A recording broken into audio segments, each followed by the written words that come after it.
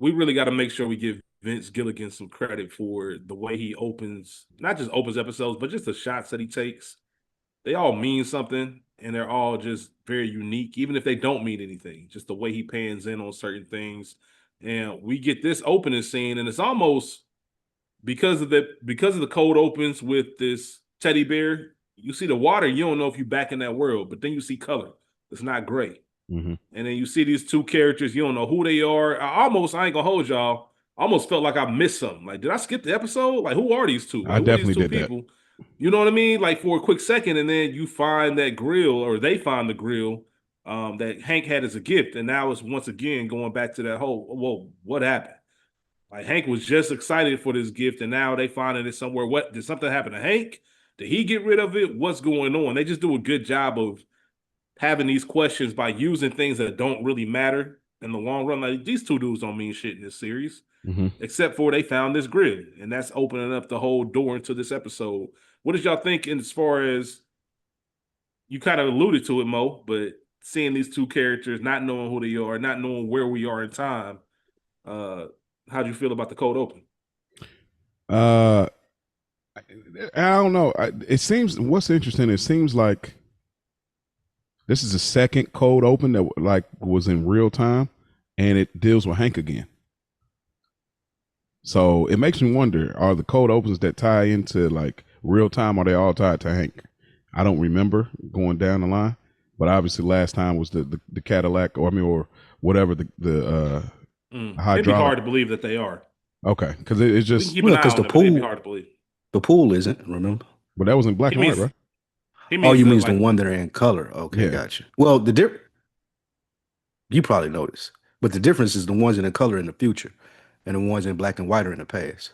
Well, excuse me, no, I got it in reverse, right? Other way, yeah. Real time is the I got color, it in reverse. the other one's the future. Gotcha. Which you is knew why, that already, though, right? Yeah. That's why I was like, it's interesting because it's like the two times that we've got it so far, it's been tied to Hank. And wasn't what color was Jesse's car? Was it red or orange? I say orange, but who knows? Orange. Okay, because again, there's this color scheme. If y'all notice, now we're seeing Hank always wore orange. Are y'all noticing that more? Mm-hmm. Yeah, he do that in all the shows. I didn't know he did it in all the shows. Oh, he do it in all show. the shows. Yeah, it's Pluribus. Pluribus is like that. They got like a blue and a yellow. Yellow. She's yellow. Mm-hmm. Shout out to Ray Seahorn. She won a Golden Globe for that because she had never won one. Yeah, that's crazy. Yeah, y'all need to go. Well, you know what it was. It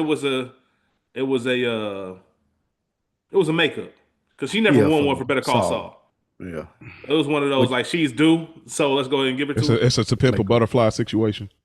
No, it's a Denzel Washington situation. No, it is, but you know what I mean, though. It really should have went before the year. Okay.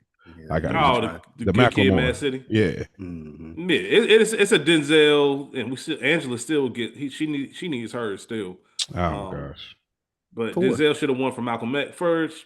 She should have won for What's Love Got to Do with It. Mm-hmm. Yeah, 100%. Mm-hmm. And I really thought, if you look, and I know this ain't a movie podcast, y'all, we'll get into it, but I think her performance in Wakanda Forever was better than Jamie Lee Curtis's. And I fuck with everything, whatever that name is, man. I fuck with that movie. It's creative, it's clever. But Jamie Lee Curtis's performance wasn't better than Angela Bassett's. But either way, shout out to the awards and all the makeups. They just nominated Sinners for 16 Academy Awards just to make sure everybody can, just so they can say that we nominated from this movie. They'll probably win 2. Mm-hmm. Maybe two. Mm-hmm. But they can at least say, hey, we did nominate them. I was like y'all with this cold opening. I thought I was like, damn, this was the one I didn't remember. I was like, how they get there and who are they? So I was thrown off a little bit by this cold open and was wondering, did I forget something? How did I not remember this one? But we got the payoff for it, so it was cool. But I definitely was confused with this one. This is one of the few that I didn't remember. 100%, and definitely had me thinking like, all right, how did this get there? But then it quickly remembered. So, not too much going on with the cold open. We'll go ahead and get into the show.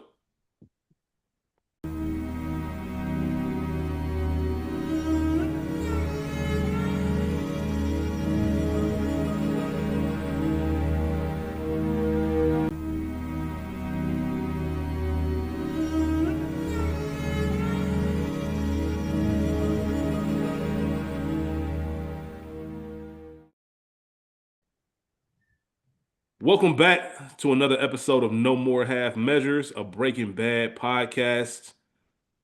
The trio, the big three, however you want to call us, man. I'm your host, Rich, joined by my brothers Maurice Hunt III and the legend Spike Lou. Fellas, how y'all doing today, man? What up, though? We the big three like we started a league. I will leave it there. I was gonna keep going, but I know you were, man. It's good to be back. Mosenberg, Mochaccino, it's all the same. We You ain't gonna let the mochaccino die. I ain't dying, bro. Into it. I doubled down. I changed my. I tried. Childish grown-ups. Hey man, I heard him today. He said it on the Childish Grown-ups episode. Yeah, hey, I just changed my. I'm trying to figure out how to change my Instagram name. I'm trying to. Ashley and Mia, as disgusted as we are, but oh yeah, absolutely. I almost texted Mia, and I almost texted Mia like, "You really gonna let this shit slide? Like y'all about to?" Hey, listen. They didn't even say nothing. They didn't. Say, you know, say Spike, my me and you. We'll say my name. You goddamn right. Anyway, man, we appreciate y'all for tuning in, man. Thanks for joining in on this foolishness every single week. You got this nigga Mo calling himself Mochaccino, all types of shit. But we really do appreciate y'all. Thank you for tuning in. Thank you for rocking with us. Thank you for continuing to go back and listening to Good Earners. Yeah. You know, that's something that's going to sit in time. You know, that's going to be here forever. So anytime you watch The Sopranos, hopefully you go back and give us a listen again. I know a lot of y'all started following us from that show. And we're here with No More Half Measures, and we're going to keep this thing rolling. Please remember to... I'm sorry. Tune in Monday. There's going to be a new episode of Good Earners. Something special for y'all. So y'all tune in Monday. I just want to get that. Hey man, shout out to Mo for holding that down, because I'm telling y'all right now, me and Spike don't know what the fuck is going on with Good Earners. We did our time. If Mo needs us, he'll let us know. But outside of that, like, shout out to you for. Really I'm over in New York. Y'all still in Jersey. I'm over in New York right now doing business. Hey man, whatever you got to do, man. But that is dope. The fact that you have ideas and you just kind of let it go. And you know, Mo hit us up a minute ago in text. I'm sure, I know Spike had the same reaction as me. He was like, "Y'all cool if I do something on the Good Earners feed?" Like, nigga, sure. Like, what we gonna say? Hey, listen, no. Yeah. But shout out to you, now. In all seriousness, shout out to you for keeping that feed going. Appreciate and, it. All that stuff. And you know, I'm sure anytime, you know, maybe we'll get in the mood one day to do a mob movie. We'll throw it on over there, or maybe the Patreon, something like that. Yeah. But yeah, content's coming. J Hove just hit me up because he just watched Many Saints of Newark and had a completely different opinion than we did. He thought it was amazing. Said, but he ain't watched the show in a while, and he's gonna go back and watch the show now. I said, you're gonna have a different opinion once you watch the show again. Promise. But that was just a product of fresh watch and being a Sopranos fan. That's interesting. Now, because obviously we spent a little bit over 2 years covering the Sopranos. Watching the show. Yeah. So I'm not in any rush to get back into it, even though I do see clips sometimes. Like, man, I'm about to start this shit. I know, I swear. But I will say this, before I do it, I'm going to watch the movie, and I'm going to see if I feel different just having to be a while without watching the show, and see if the movie hits different for me. But I doubt it will. Yeah. I doubt it will. It is what it is. It's just nostalgic. You happy to see these characters in a younger self, but it's not justice to the show. But please remember to like, subscribe, share. Instagram, NMHM_Breaking Bad Pod. Email us, or excuse me, DM us there. Email at nomorehalfmeasurespod@gmail.com. We have comments. We always read comments. We're going to get into that right now. Looking forward. I did see we have an Acid Jacks email. I did not read it, but I'm looking forward to it. And let's start with a YouTube comment that we received. It is from J Mecca, if I'm saying that right, J Mika, 9356. I found this show through Spike being on Is the Mic Still On, Frames Per Second, and Dead End Sports. I had been looking for an excuse to finally go back to finish watching Breaking Bad after dropping it for whatever reason back in college. I appreciate that y'all avoid any major spoilers for people like me who are watching along week to week. Also, it wasn't brought up this week, but Hank found Jesse's car out of at Tuco's house by tracking his LoJack. He mentioned it when talking on the phone to Gomez. Appreciate that, because we were trying to figure out what's going on. Shout out to you. Thank you. And shout out to Spike, man, for bringing a different crowd over, man. That's why I call him Spike. That's why I call him Spike Lou the Legend. We got Appreciate Kiori. you being here. Kiori, what up, brother?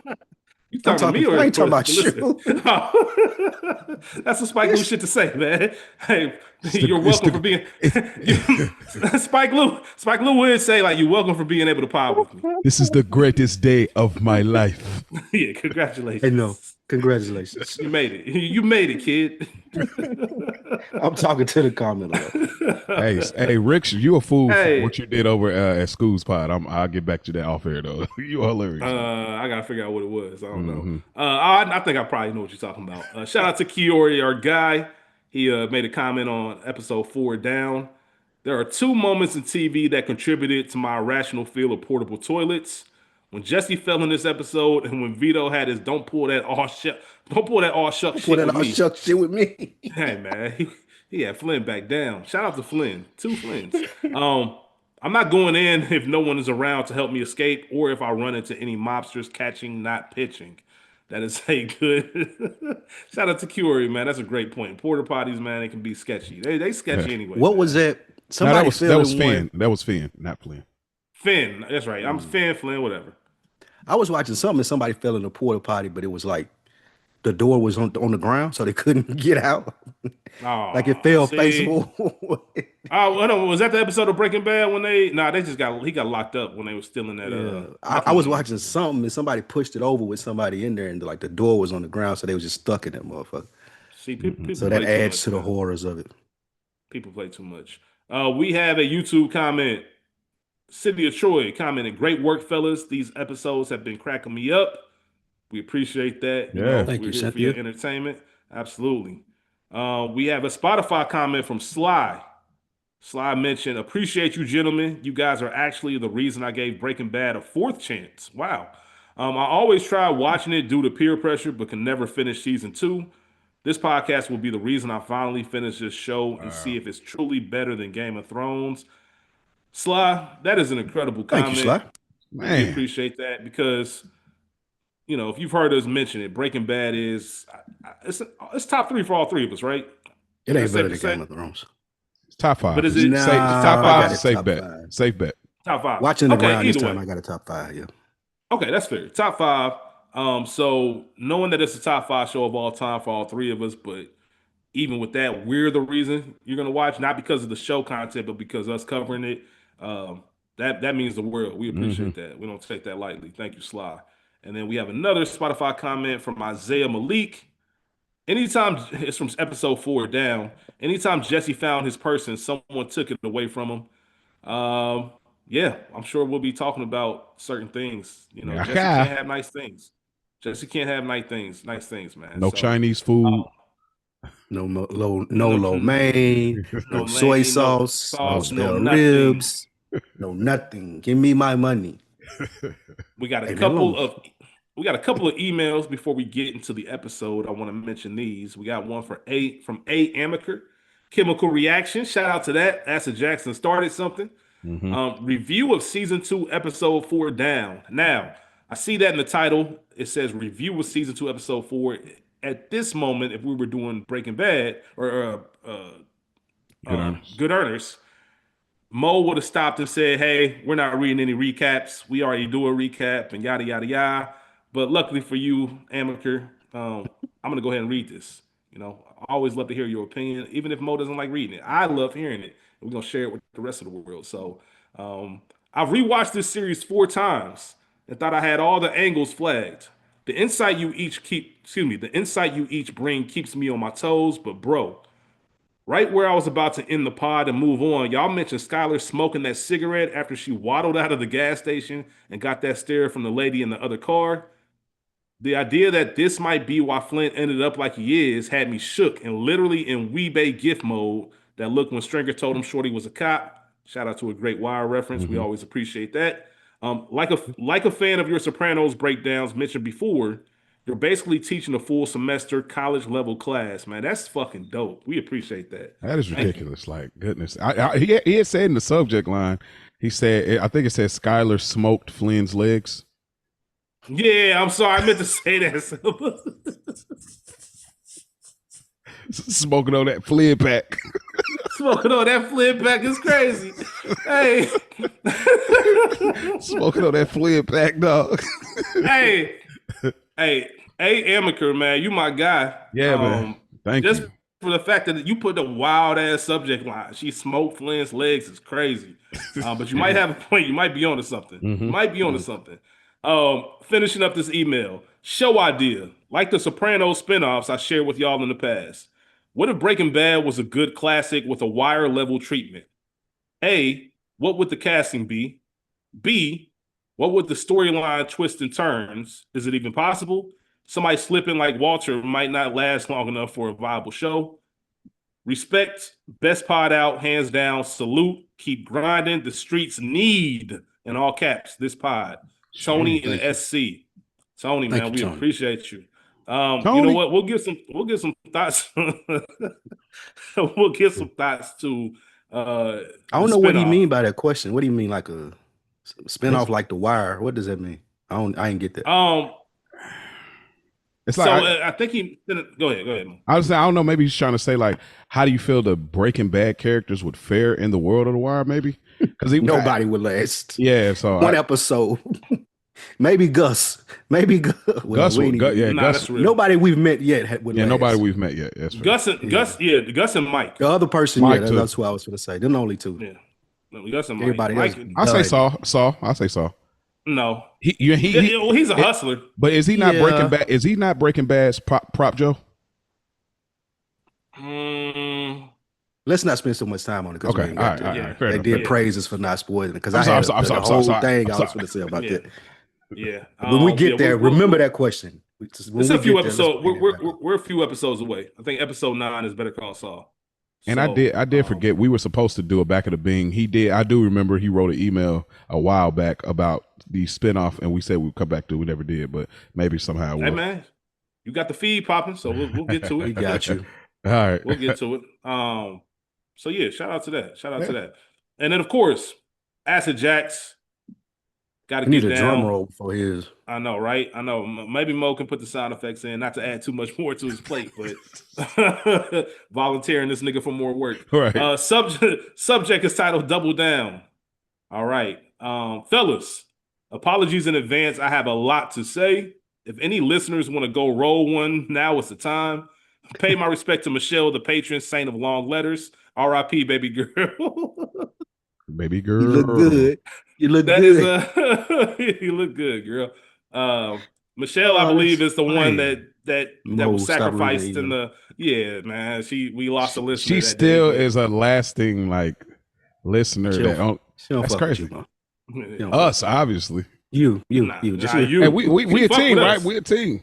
Yeah, all right. Oh yeah. This ain't Jesse and Walt. We partners, right? All right. The episode was titled Down, and I might be reaching deep, but I think it could be a reference to the way everyone here doubled down their position. And I'm speaking to the show and to this pod. Watching Walter double down on his lies with some Machiavelli shit by the way of 2020's Kanye, Walt's flaccid attempt at positivity was disgusting. It was fucking nasty.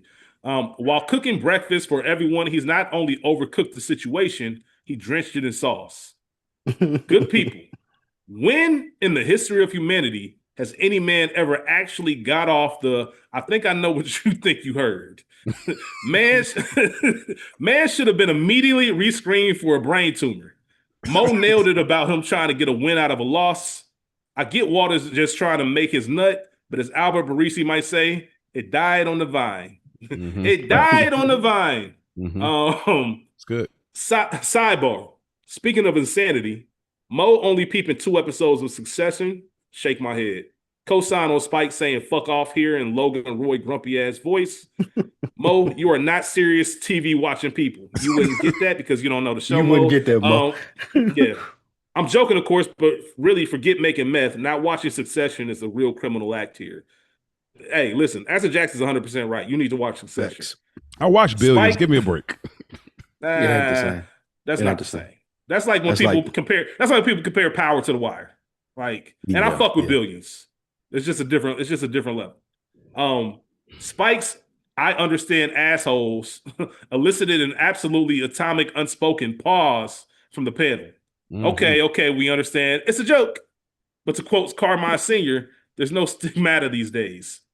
Jokes aside, again, You boys are all MVPs, but Spike, you fucking smoked it on this episode. You can't fight a bitch's intuition. I'm paraphrasing, but golf clap to you, my man. Spike will definitely appreciate the golf clap too. In fact, you all crushed it with a relationship insights and chat and ran a train over couples therapy masterclass. At one point, I had to check I was listening to the right podcast and not Another Week in the Books and not OD'd on Real Talk. Shout out to that, man. We appreciate the crossover. Shout out to Maurice Hunt III, aka the Black Man's Esther Pearl over here. Wait, whoa, Esther Pearl. Who is that? You don't know Esther Pearl? Don't do the research, man. You gotta look Esther Pearl up, man. Yeah, look Esther Pearl up, man. Hey, these references are anyway, man. Shout out to Maurice Hunt III, aka the Black Man's Esther Pearl over here. How to ice out your wife into getting back in your bed. LOL. Sprinkling knowledge like Salt Bay drops sodium. Speaking of, Skylar was more seasoned than a Siberian salt mine in these streets, but she still doubled down on the silent. You want to play that? You want to play that game? Fuck you vibe. When Walt made omelets and she says, "I'm going out, but thank you," I was rolling. That was I said it all episode. It wasn't the fact that she was mad. She was being nice about it. That's the worst part. Yeah.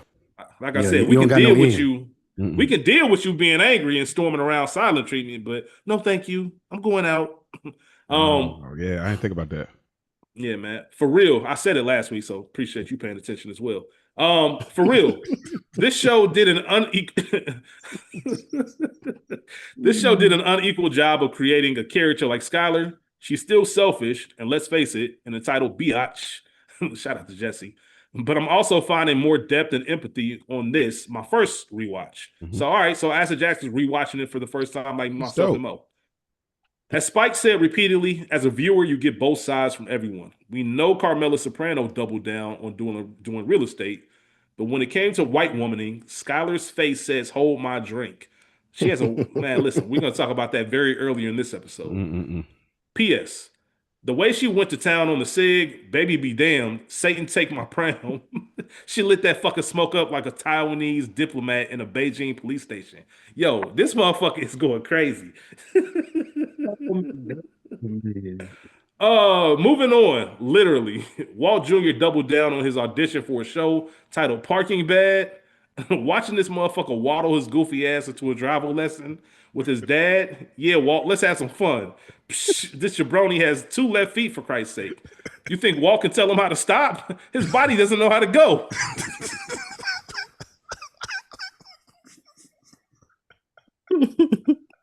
Whoa. Hey, man, this shit is This is some stand-up stuff right here, bro. Hey, man, come on, man. All right, we still got more, man. We still got more. Oh, I love it. Timeout. This week, Mo struck the boot, and also, pun intended, I'm not calling him Flynn. Once again, how about the fact we hate Walt's son? Which brings us to the other unfortunate son in this show. Jesse doubling down on being the biggest loser in a small city. His parents turned him out. The way his buddy's wife gave him the silent shade, sheesh.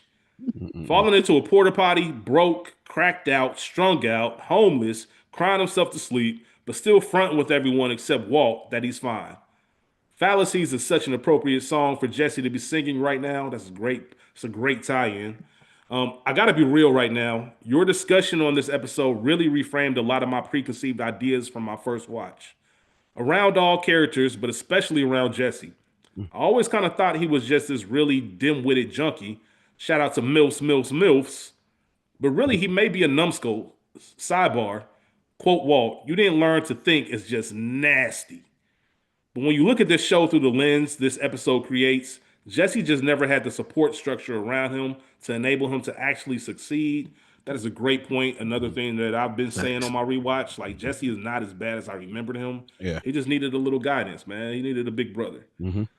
Shit is heartbreaking. Still not a good dude by a country mile, but the same complexity, duality, and depth as anyone else in this brilliant show. P.S. Shout out Rich. Just because you're smart doesn't mean everyone else is dumb. What an absolute bar. Hey, man, I do this from time to time. I appreciate it. So after the high, the come down is a motherfucker. But I vibed a lot with this episode of both the show and the pod. I like that the show can slow down after the hectic showdowns, stay in the scenes, while still moving the story forward. If last week was a dip in pace after the Tuco confrontation, then this episode, they doubled down. So there's my chemical reactions for the week. But before I fall back into the toilet, let me just say this. In a world where Netflix makes it mandatory to explain what's going on several times an episode, treating the audience as intelligent viewers is what distinguishes great storytelling from mediocre. Sopranos has it, Mm-hmm. Succession has it, Mm-hmm. Mad Men has it. It hasn't come up yet, but I highly fuck up with this show. Speaking of Mad Men, The Wire is a total masterclass in it. Breaking Bad has it in spades, and no more half measures and standing 10 toes to all of them. Peace, and aka Tony C, aka the motherfucking Acid Jacks. Acid Whew. fucking jacks, people. Acid fucking Jacks, people. So Breaking Shout out Bad to that, sessions man. over here. Hey man, Keep them coming. send us an email on the over or under how many seconds Mo would have lasted on that email. Mo would have been said, "Fuck this." Now, not to his, nah. Oh, that not you Hall of Oh, Fame, now Master you Jacks. now you really Michelle. She like, oh, so you can't read my She shit. gave a review Michelle. after our review. Like, what are we talking about? Allegedly. We don't know. We never heard the I email. don't. You know, do you remember? Do you remember this? He never read it. Yeah, he never read it. I don't. We don't. I was there. Oh man, we appreciate that. It's that like really Fat does Dom make went over the there and show. never came back. Mm-hmm. Yeah, man. Yeah, man. She on rock now. She on rock now. I really had to go back and watch that scene on YouTube. She don't I mean, rock. shout out to Damson, man. He really played them. That's my like quote for She like on when rock now. something's over. I'm using it now. She on rock now. She on rock now, man. But thank you for the comments. Thank you for the emails. But we are here to get into the episode. There will be spoilers and explicit content just for this episode. We're talking about season 2, episode 5, Breakage, premiered April 5th, 2009, directed by Johan Rink and written by Mariah Wally Beckett. It is currently streaming on Netflix. Spike Lee, do you have a synopsis for us? Rich, I have a synopsis for us. Walt is back in treatment for his cancer, and maybe his hair will start to grow back. The good news is he gets a cash discount when he pays. Hank gets a promotion, and he gets Jesse's word is his bond when he goes to get the RV. He gets a new spot, forms a crew, and starts moving the blue stuff, baby. This is season 2, episode 5. No more half measures. Breakage. Yeah, man. All right, let's get into it. Spike mentioned something about Walt's hair possibly growing back. Well, we open up this episode with him and chemo. Round 1 of chemo is finally finishing up. Seems like, and it's crazy because I was thinking about this. I know we're in season 2. This is only the 12th episode of the series and our show. Yeah. And it seems like we've been doing it for longer than that. It do. It seems like so much has kind of happened to get to this point, but in the same vein, it still stayed the same. Like when you look at this, and even when I think of Acid Jackson email, they're doubling down on the whole cycle. Because a big theme of this episode is everybody kind of being where they started. Like we've been doing all of this and we ain't got nothing to show for it. And it's funny when you know the show, you realize that shit picks up so quick. That's what I'm looking forward to the most. Like, when does this shit go from that 0 to 100? Because I remember it. I remember that moment when I was like, I can't turn this show off. Like, this shit it's crazy. When you had to watch the next episode. You had to. You brought up a good point because everybody's in the same place that they at. Like, but people are dead. Like, major shit has happened. But to your point, usually in a show, if those things have happened, you've seen significant changes in the characters and everybody just where they was. That's a good point. And we are jaded because we, like, as I said before, we know there's some big time, like, all-star, top of the line characters on any TV show you can imagine that are coming up that we haven't met yet. So I think part of that is if this was our first time, we are tuned in. We are trying to figure out what's what. But knowing that we have these characters we haven't seen yet, I think that plays a little bit more into it as well. Walt's given some cautious optimism. He's set for a follow-up in 2 months, which is also the time the baby is due. So gives us a little bit more of a timeline of how things have transpired. He'll start feeling better. His hair might even come back. He also confirms that there's no more confusion. The doc asks him how him and Skylar are doing because this is the first time we see one of these appointments without Skylar. Now, I think that was just general, like, courtesy. Like, you know what I mean? Give my best to the wife type thing. But also knows, hey, this can be a lot. This can be taxing on couples. I just want to make sure y'all good. I don't think he was trying to pry, but he did ask. What did y'all think about this scene of Walt us getting a update on where Walt's health is? I will say, hey, I might be in the same camp with Walt. Maybe my hair grow back too. You never know. Nah, fuck you, man. Because you can grow your hair back. You did that shit by choice. As a bald nigga who can't grow his shit back, nigga, I take exception. I Bald take nigga, exception bald to nigga, bald nigga. that. Hey, listen, the dedication. If I just grew my hair back because Walt started growing his hair back, that is like a different level to the suits on Good Earners. Just I'm weak. nah, but I find it's interesting. I mean, the doctor's doing his job, asking questions like, "Yo, are you having any of those blankouts again?" Obviously, got to constantly check on that. But what I found interesting, and it ties into the next scene, but I'll speak more to it in the next scene, is like this is what every man, again, not try to make this is not a relationship show, but since they're giving us the mundane aspect of Breaking Bad, every man has been here where, your lady be like not going, like, I'm cool, I'm staying here, like whatever, you can go, like, and then you got to kind of save face. Alexa, play Young Joe FTB. Fried, too fried. You are too fried for that. I'm playing that as soon as I leave the doctor office, man. Hey, listen, don't even get started with the relationship communicating through music. That's a whole nother bit. But yeah, so podcast. Don't walk in that house and Mary J. Blige playing, boy. It's over. Hey, long night ahead, nigga. Oh my gosh, don't do Just turn back around, my nigga. Yeah, turn back around. I know there's a game, even if it's a hockey game. So hey, if that Lauryn Hill on, what's the Lauryn Hill joint? If that joint on, X Factor, yeah. Keisha Cole, you start getting into all that. Keisha Cole. Yeah, that wine glass filled to the top. Yeah, just turn around, bro. There's extra karaoke on it too. Like you really mean it when you sing it with it.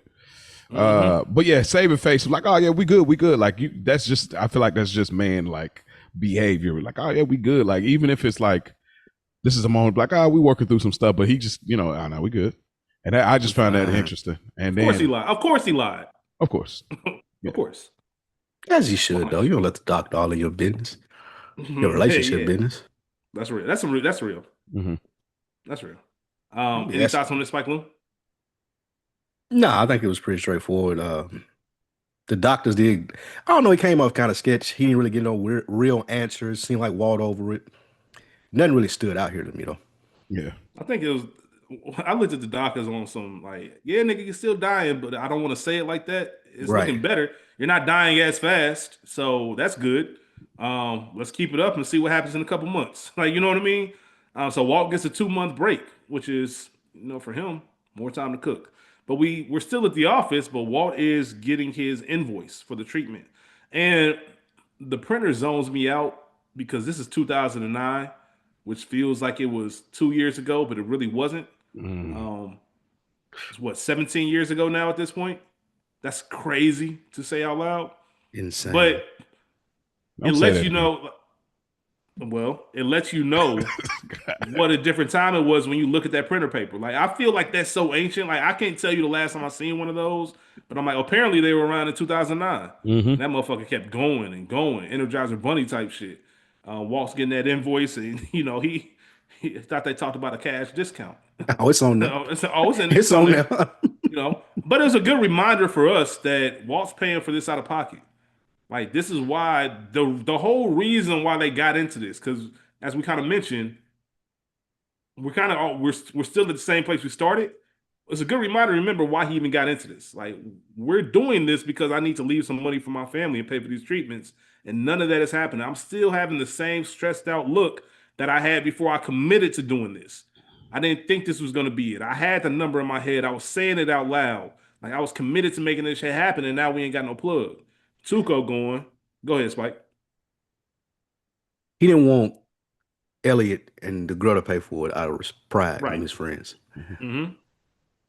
What if Skylar was rich and could pay for it? Y'all think he would let her? Yeah. I think yes, because their dynamic would be different. He wouldn't even dare be this brazen if that was she wouldn't be with him.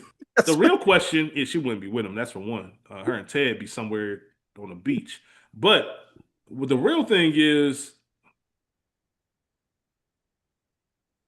after everything that's transpired over these 12 episodes, or 11, because this is episode 12, over these 11 episodes in the series, isn't this the point where you do call Ellie and Gretchen and finally cave in?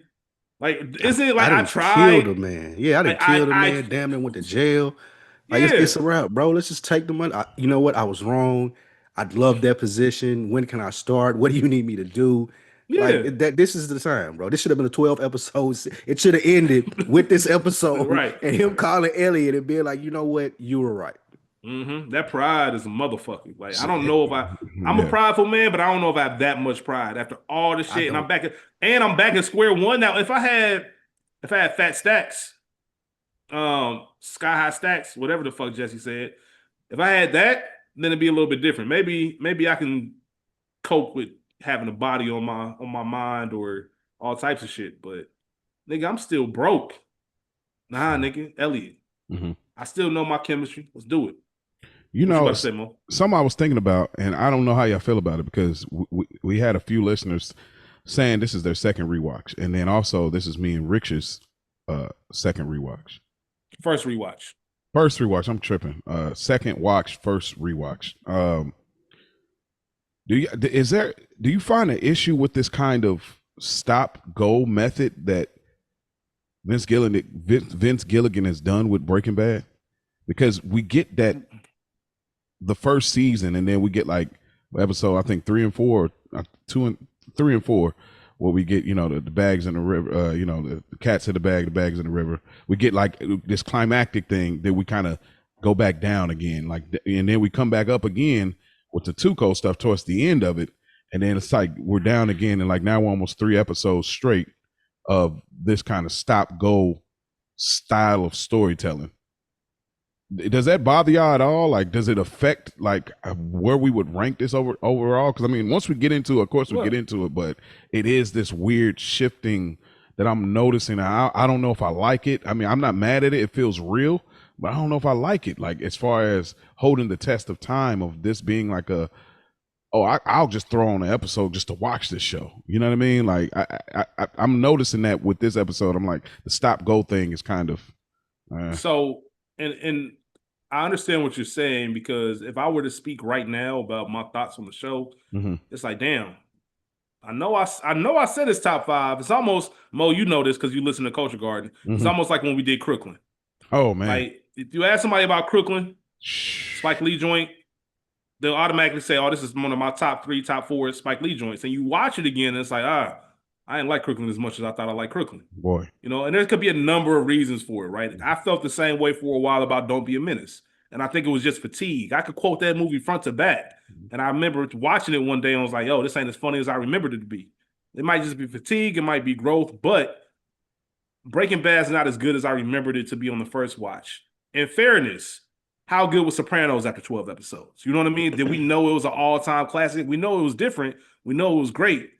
But when does it turn into that masterpiece? Like, it still has time. Because Breaking Bad, once it gets there, I know I've said this over and over, and we're gonna get there in the next 4 or 5 episodes. We're gonna hit that point. We're heading we're gonna hit that point where every single episode you can't wait for the next one. Like, I might fuck around and keep watching 3 or 4 a night. I won't do that for this, but if I was still just watching just because, I'd be watching 3 or 4 a day. Yeah. Like, straight up.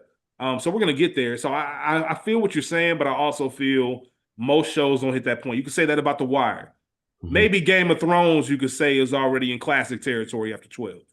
Okay. Game of Thrones, because you already had some big stuff happen, and like it's a different vibe. It's a world versus like this unique situation. What it is for me, this one. Oh, go ahead, Spike. I had that experience to what y'all are talking about with a movie recently that we reviewed. That was Usual Suspects. And I always remember saying it's one of my favorite movies and whatever it may be. But once you know the twist, it's like when you watch it again, like I'm waiting for nothing. I know what happens. I know the big thing at the end. So I had that experience saying they're like, y'all, with this, through 12 episodes, there has been the highs and the lows, like you said, Mo. They haven't done a great job of like immersing us in this world, though. I think The Wire did a better job where you were just like interested in like what's going on over here or what's going on over here. Like, who is this person? Like those things kind of like kept you engaged in it. I agree with you, Mo. Breaking Bad ain't doing a good job for me to like just be interested in different people and things. It's like, okay, like what's next? But they do a great job in the next couple of episodes introducing more characters, and that's what expands that view. I don't think we got there yet.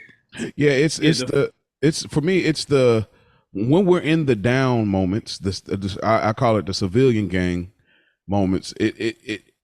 It makes great for conversational pieces like what we do every episode here on No More Half Measures. But in the watch sense, it's like, again, I'm not that invested in this part of. It's more like Sopranos. It's more interesting because this is a mob guy that could kill at any given moment each day. You know what I mean? He was born into the life. You know what I'm saying? You're only good as your next envelope. So him with his family, seeing how he navigates this normality in comparison to his other family, it's something interesting in him trying to navigate that, knowing he's a gangster. But this is like, again, I've spoke about it before, so I'm not gonna beat a dead horse. I guess it's just how it's executed. I can't take it away, but I don't know if it's. I think shout out, when they make the shout out to decision to, Pop. what you say? No, I was about to say shout out to Pile Ma. Go ahead.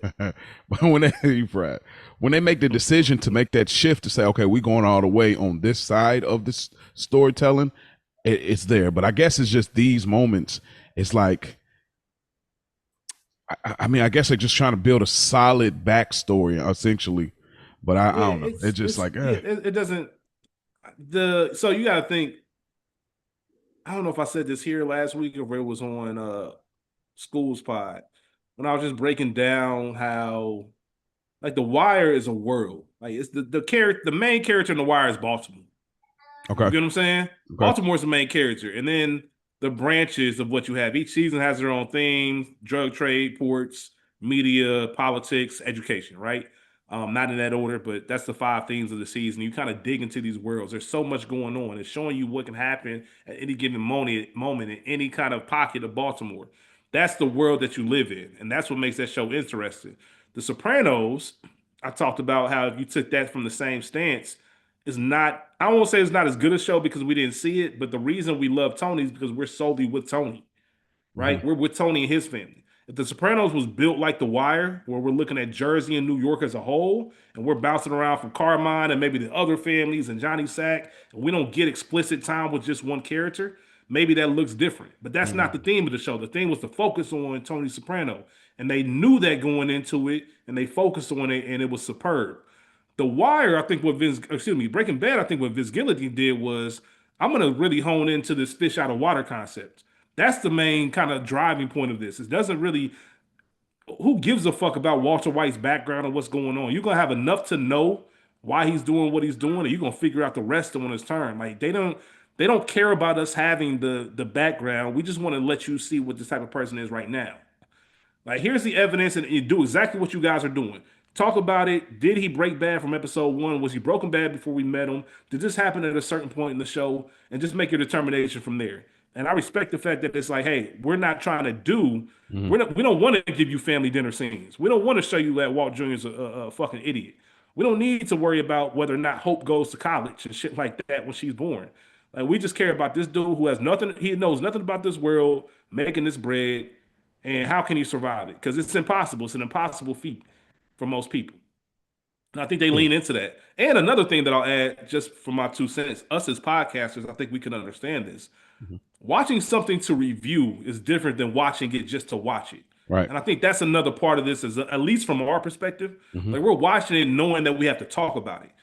Like Spike, I'm sure if you watch Usual Suspects without knowing you had to talk about it, if you do this, if you watch it again in a year and a half, you probably feel that same feeling you had. Like, oh, okay, Mhm. because I can turn my brain off. I can just see what's going on. I don't have to dissect every scene. Like, damn, what's a good talking point? What's a good question I can have about this? So it's a fine line that we walk between watching for leisure and watching for work, I guess. hmm One last thing to close it out before you brought up a good point in the sense of The Wire, Sopranos, hell, even Game of Thrones, Mad Men, like all of those Hmm. places take you to a world and you go into different places in that world. To what you were just saying now, Rich, so far what we've gotten here, it's just Walt. We may go over to where Hank is at the police station, but no one else really has like anything that we care about going on. Those things are later introduced with other characters, and then we start to get way more interested in it because you can go over here, you can go over here, you can go over here. That's what The Wire did great. Even with The Sopranos focusing on Tony, you get the boys at the Bing, you get the boys at Satrial's, and in Game of Thrones, you may be in Westeros, you may be on Dorne or wherever the fuck you may be. Yeah. But it's just planting all these seeds for you to wonder as a viewer what's going on over here. So far, all we've gotten in Breaking Bad is like what you said. Oh, there's this fish out of water story. Look what's happening to him as he tries to or has already broken bad. And I think that's part of it too. Now that you say that, That's the build up because, to it. well, as you mentioned these other shows, I don't give a fuck about anybody in Breaking Bad as much as I care about Tony Soprano or Draper or pick any character from The Wire. Like I don't. These characters aren't. Walter White is a boring motherfucker. I shouldn't. We're not supposed to give a fuck. Like I think Vince might intentionally be setting it up like this. Like we're not supposed to care about this. Yeah. But yet and still we do because of the events that take place. It's never about the character. The other shows, minus The Wire, which is about the world, but even then the characters in that world are so fascinating. Breaking Bad, you're not supposed to care about these people. They're boring. We're not hanging out with them. That's true. Times when we say we'll have a beer with Tony, but I'm not hanging out with fucking Walt to talk about what? Like, know what I mean? I think you make a good point, physics. and this is not a spoiler because it's a quote. Because if you ain't watched it in a while, if you ain't ever seen it, you don't know the context. But that's why I think that it's a huge deal for Walt to say, "I am the danger." Like that was huge because I the entire time I've been, like I said, he's born. Like nobody takes me serious. Nobody really respects me. The "I am the danger" is just a profound statement in the sense that I earned the right to make that statement. But and that makes sense. And again, maybe we feel differently when we get there. But I'm just saying that where Walt felt, when we get there, obviously, but like where Walt felt, which is like obviously Vince had built out his arc to that point. So, I mean, you make a good point. What you're saying is right, and this is the last thing I'll say. We'll move on, but we don't believe you. You need more people, man. You ain't getting that off with certain people. Like Walt, if I insert myself today in that Breaking Bad world, and Walt, you ain't getting none of that. All that danger shit, I don't give a fuck about none of that, bro. I'll smack fire at you right now. Like you're not getting that off on me. I just think Walt's around people he knows he can get that off on. Even the people he can't get it off on, right? Like they just not smart enough or paying attention enough to really catch on. Skyler's really the only one, and she takes her own liberties as far as like, man, fuck you. You know what I mean? And all this other stuff. Right. But everybody else is supposed to be paying attention. Jesse, of course, and we talked about it last week. Jesse needed to put hands on Walt. Because that's what I'd have done day one. Like, who the fuck are you talking to? What do you think this is? And like all that shit, it's dope for who Walt is in the show. But if I was there, I would laugh. Like, nigga, shut up. Like, shut up. Like, Tony would intimidate me. You know what I mean? Absolutely. Avon would intimidate me. Marlo, Chris, and Snoop would intimidate me. Yeah. And not saying I'm scared, but I'd be more prone to watch my mouth. Yeah. Chill. I'd be more prone to watch my mouth and stay in line. Walt say something, shut the fuck up. I'm talking to Walt the way Walt talks to Jesse. You know what I mean?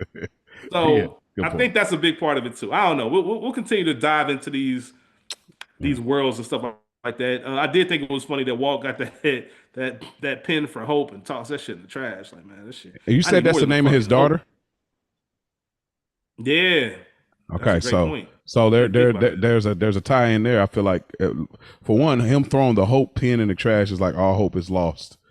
At this point, I'm not saying this is where they officially make it. Oh, he broke bad, because obviously this is before with Crazy 8 and everything. But maybe they could use this as a timeline reference to say, okay, he had the chance to because obviously the scene after when we get to Skyler and the phone call, he could reach out to Elliot, but he doesn't.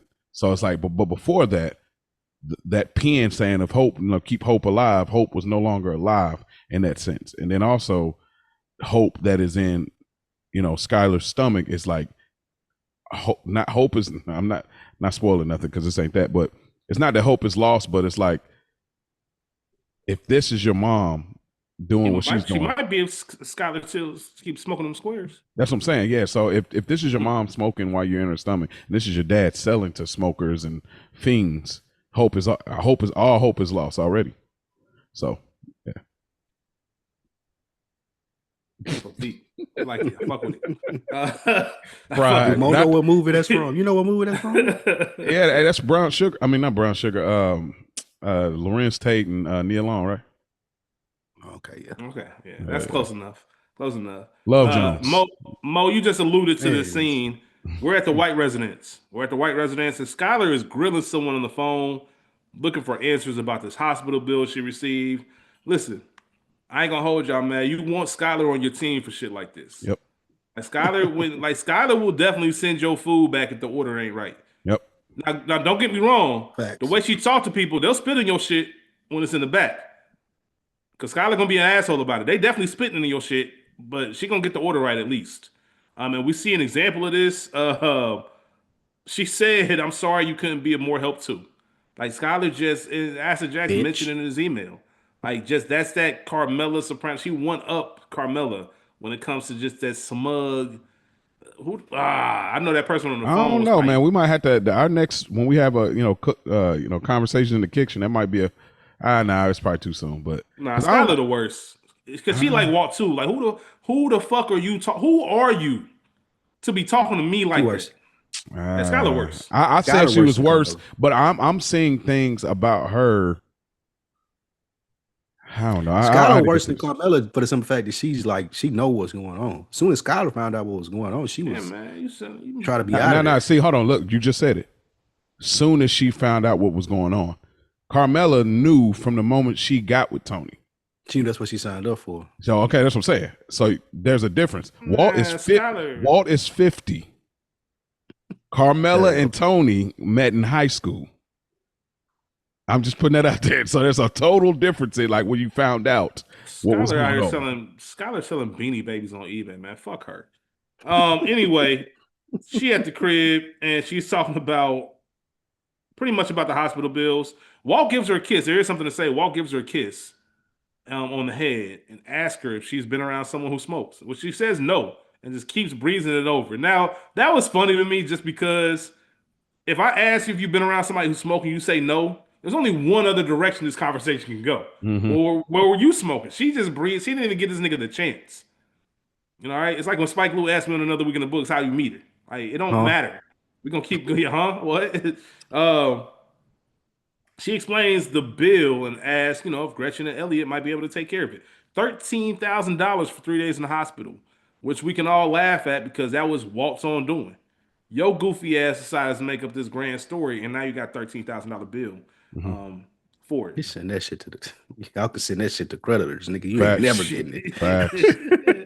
Yeah, Walt said he'll Don't handle send it. that shit off. Yeah, Walt said he's gonna handle it. What did y'all think about this scene with we know Skylar been smoking, but Walt's asking questions and the way Skylar handling her business. Like, yo, y'all gonna have to answer for this. 13,000, that's crazy. I like this scene because again, this realism of relationships. She might not be feeling you enough to come to the appointment, but behind closed doors, she's still looking out for you. And I think so. And She might be this, looking out for herself. I mean, Yeah, and like- I do think in this sense, it's like, look, I'm mad at him. He is a liar, and he ain't tell me the truth, and it is what it is. However, I still don't want him to die, though. Like, I still want to make sure he okay. It's just that thing where you like y'all in an argument, but she might still ask you want some?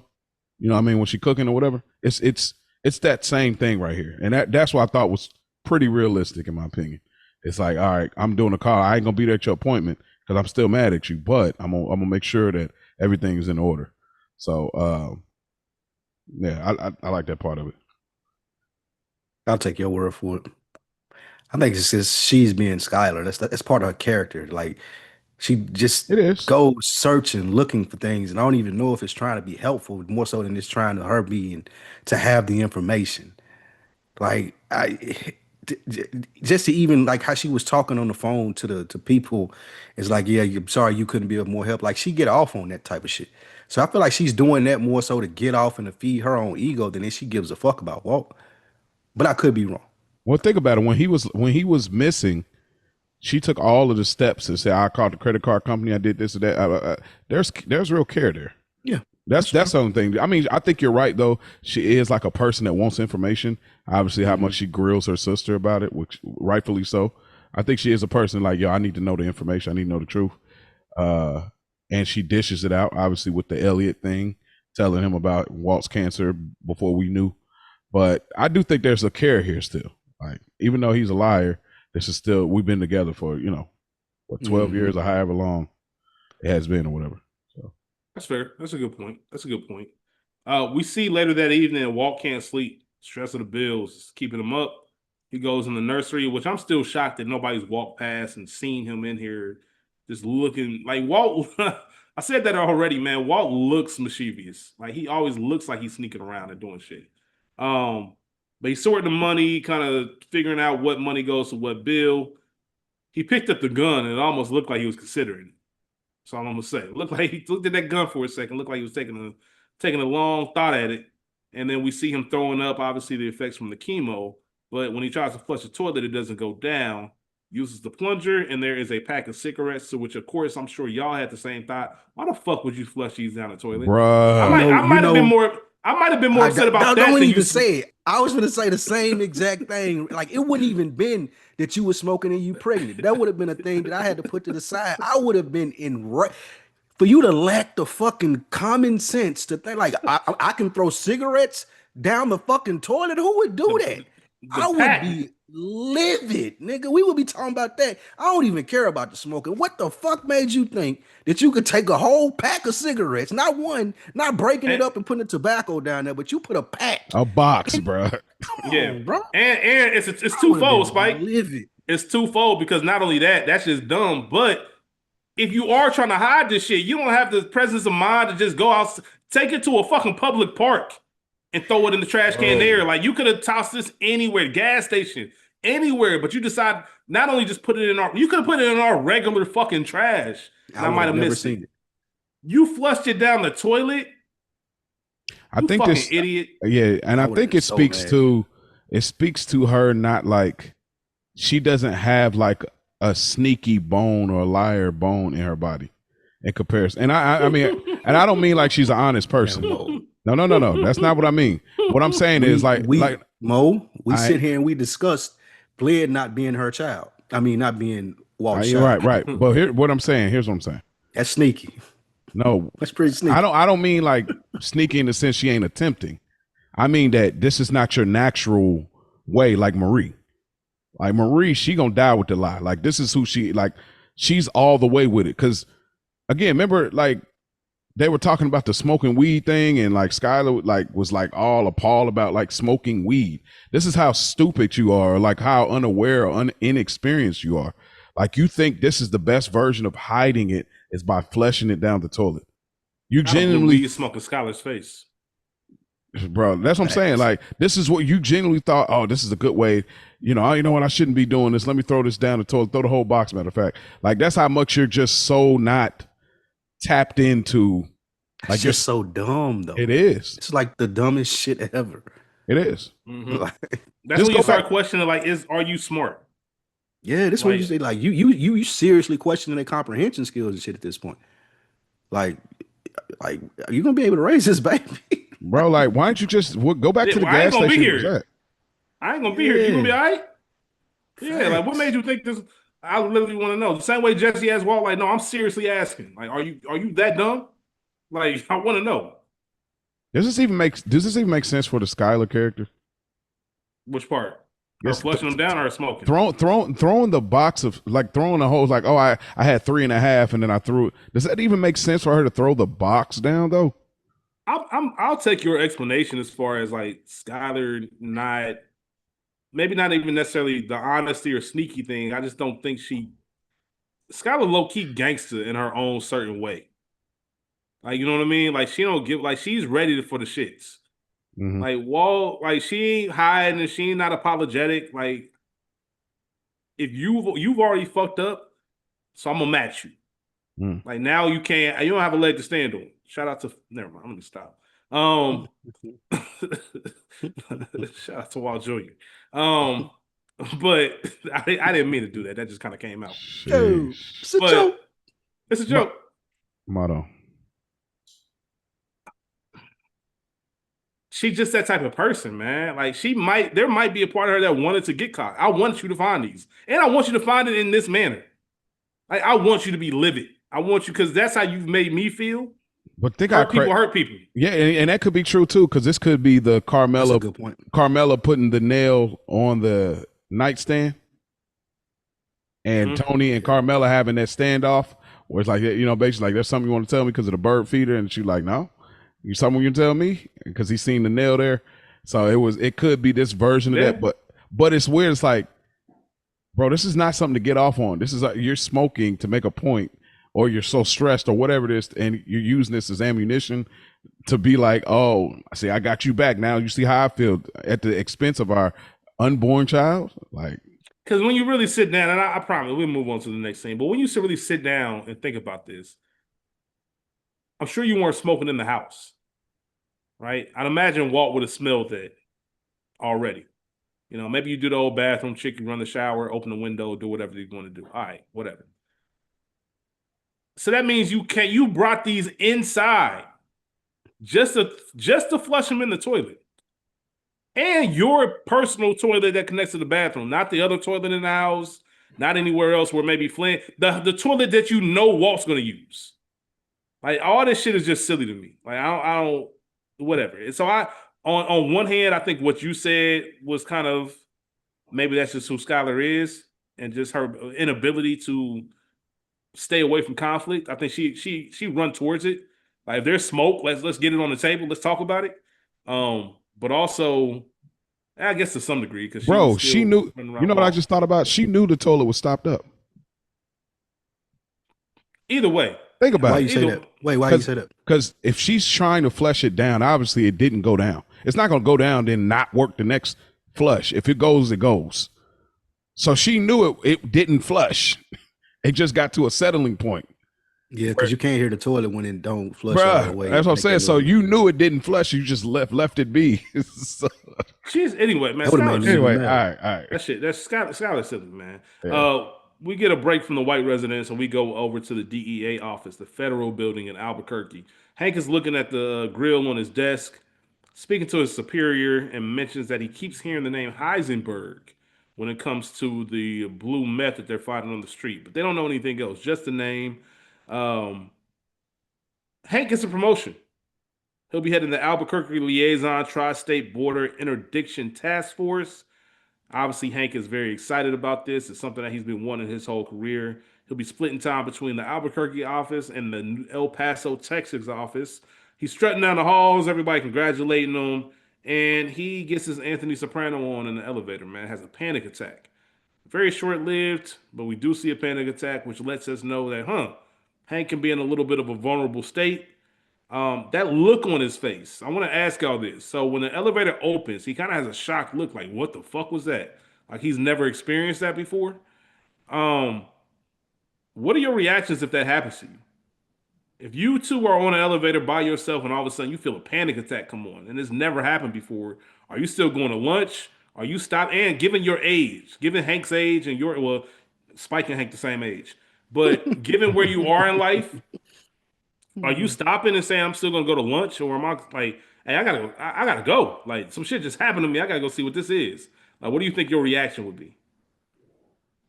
Unfortunately, go ahead. No, you got it. You got it. I'm going on to eat my burger or whatever the fuck it was I was doing, man. Niggas, I ain't even go hold shit. I just need to drink some ginger ale. Yeah, let me go get me a peppermint. I get a Sprite or something. I ain't got no ibuprofen. Oh shit, y'all ain't shit. Yeah, that's about niggas. As much as you would have got out of me. Yeah, that's my answer too. Yeah, I ain't gonna hold you. Nah, but I'd have been fucked up, but yeah, I tell you what, thought about that shit. Yeah, but I tell you what, I liked. I seen this, and this is why I said I thought about Breaking Bad, because I see a lot of correlation in this episode to Sopranos, actually, in a lot of different ways. But this is one of the things where him having the attack, I said, yo, it's made me wish they did this with Tony, like how dramatic and epic it was. Like I was like, I mean, obviously, rest in peace, James Gandolfini did an excellent job. But like the effects and the zoom and the blur and the sounds, it seemed so epic. Like, bruh, like whoa, like my life is on the line right now. And I would have liked to have seen that back then, even though I know it came out obviously late '90s. But man, I like the effect of it all. It does show though that. I don't know. I ain't gonna say it shows, but I think that it's one of those things where you think you want something until you get it, and you realize what comes with it. And we see a little bit later in the episode with his conversation with Flynn, how it's really weighing in on him. So I'll kind of leave it there. You say you think you want something. I don't think the promotion is what caused that. I think it was. Yeah, I think that was trauma. That's what I was going to say when you got done. But why me, there? Why in the elevator? To me, it pointed out the self-doubt that he's having. I feel like that he carries himself as I'm Hank, I'm the badass. That's the point of him taking the pictures with the dead bodies. That's the point of him taking the gun out with Flynn. He walks around with so much bravado. He's so macho, his chest so far out. He never took the time to realize that shootout fucked him up. Like, he killed somebody, bro. He almost and we died. having conversations, and you almost died, and we having conversations about this in your supervisor's office, and you're acting like everything's okay. And then I don't think it was a promotion. It may have had something to do with it, Mo. But once he gets in this elevator, it all hits him like, oh shit. Well, like I'm fucked up behind this. To answer, you said why in the elevator. The answer to me is because that's when he's alone. He can't afford to be his true self and get in touch with his feelings around everybody else because he can't play that role. He doesn't wear that hat. He's a guy walking through the hallway. You see him strutting, literally strutting in the hallway, getting the congrats, everybody high-fiving him. He's got to play that role.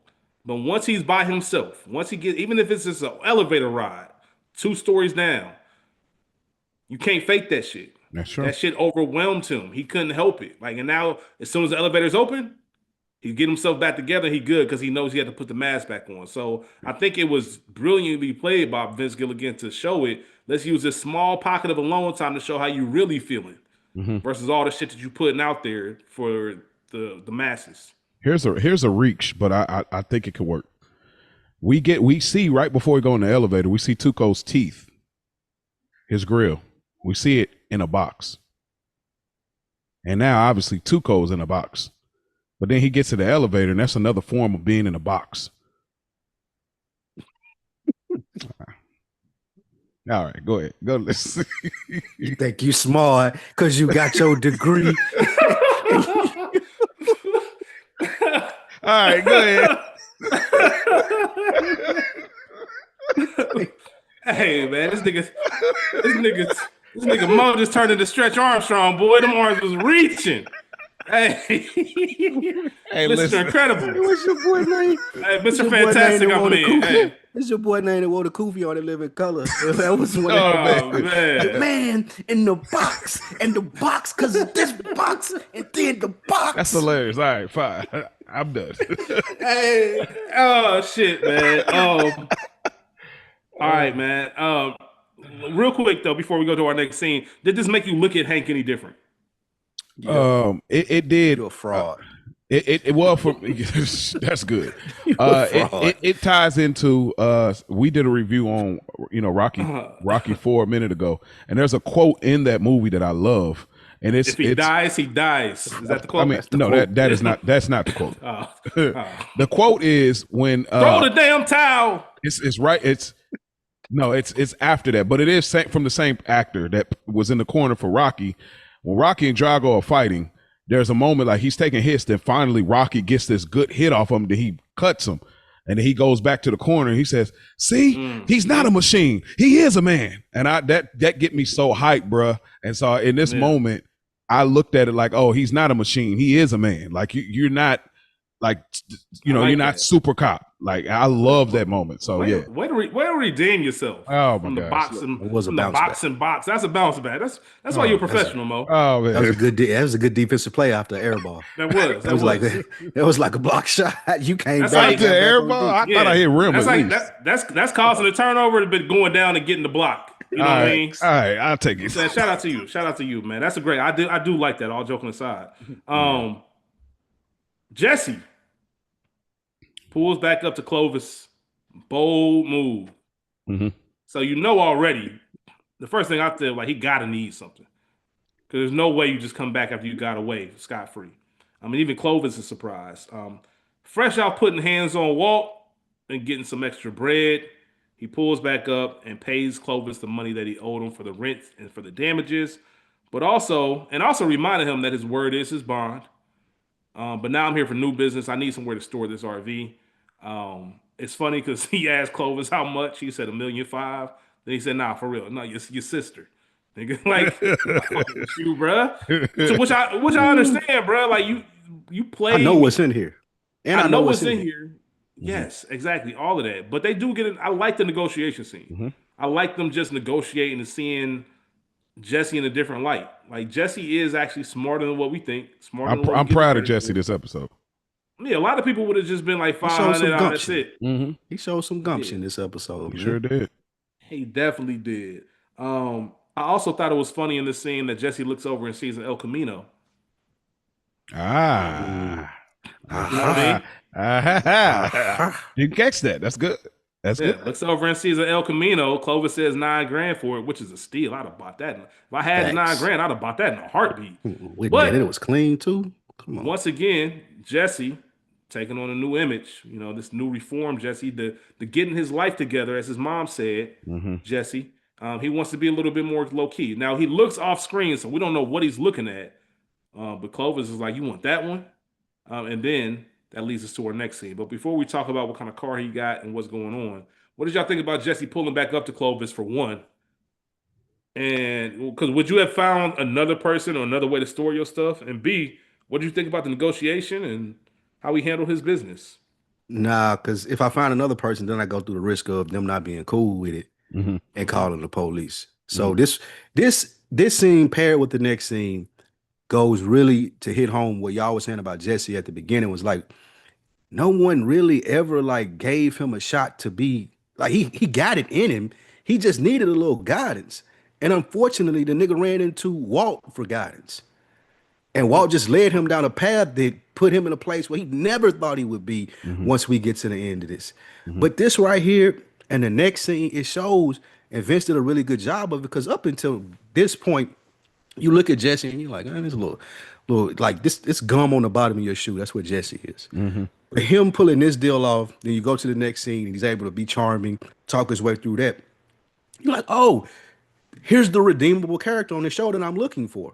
I've been overlooking him because he's been struggling so much and nobody gave him a chance, but I see now that he got something to him. So this definitely was a great writing of Jesse and this scene and the next scene.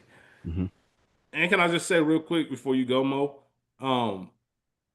You realize this is the first time we see Jesse this episode. Oddly enough, it's a breath of fresh air.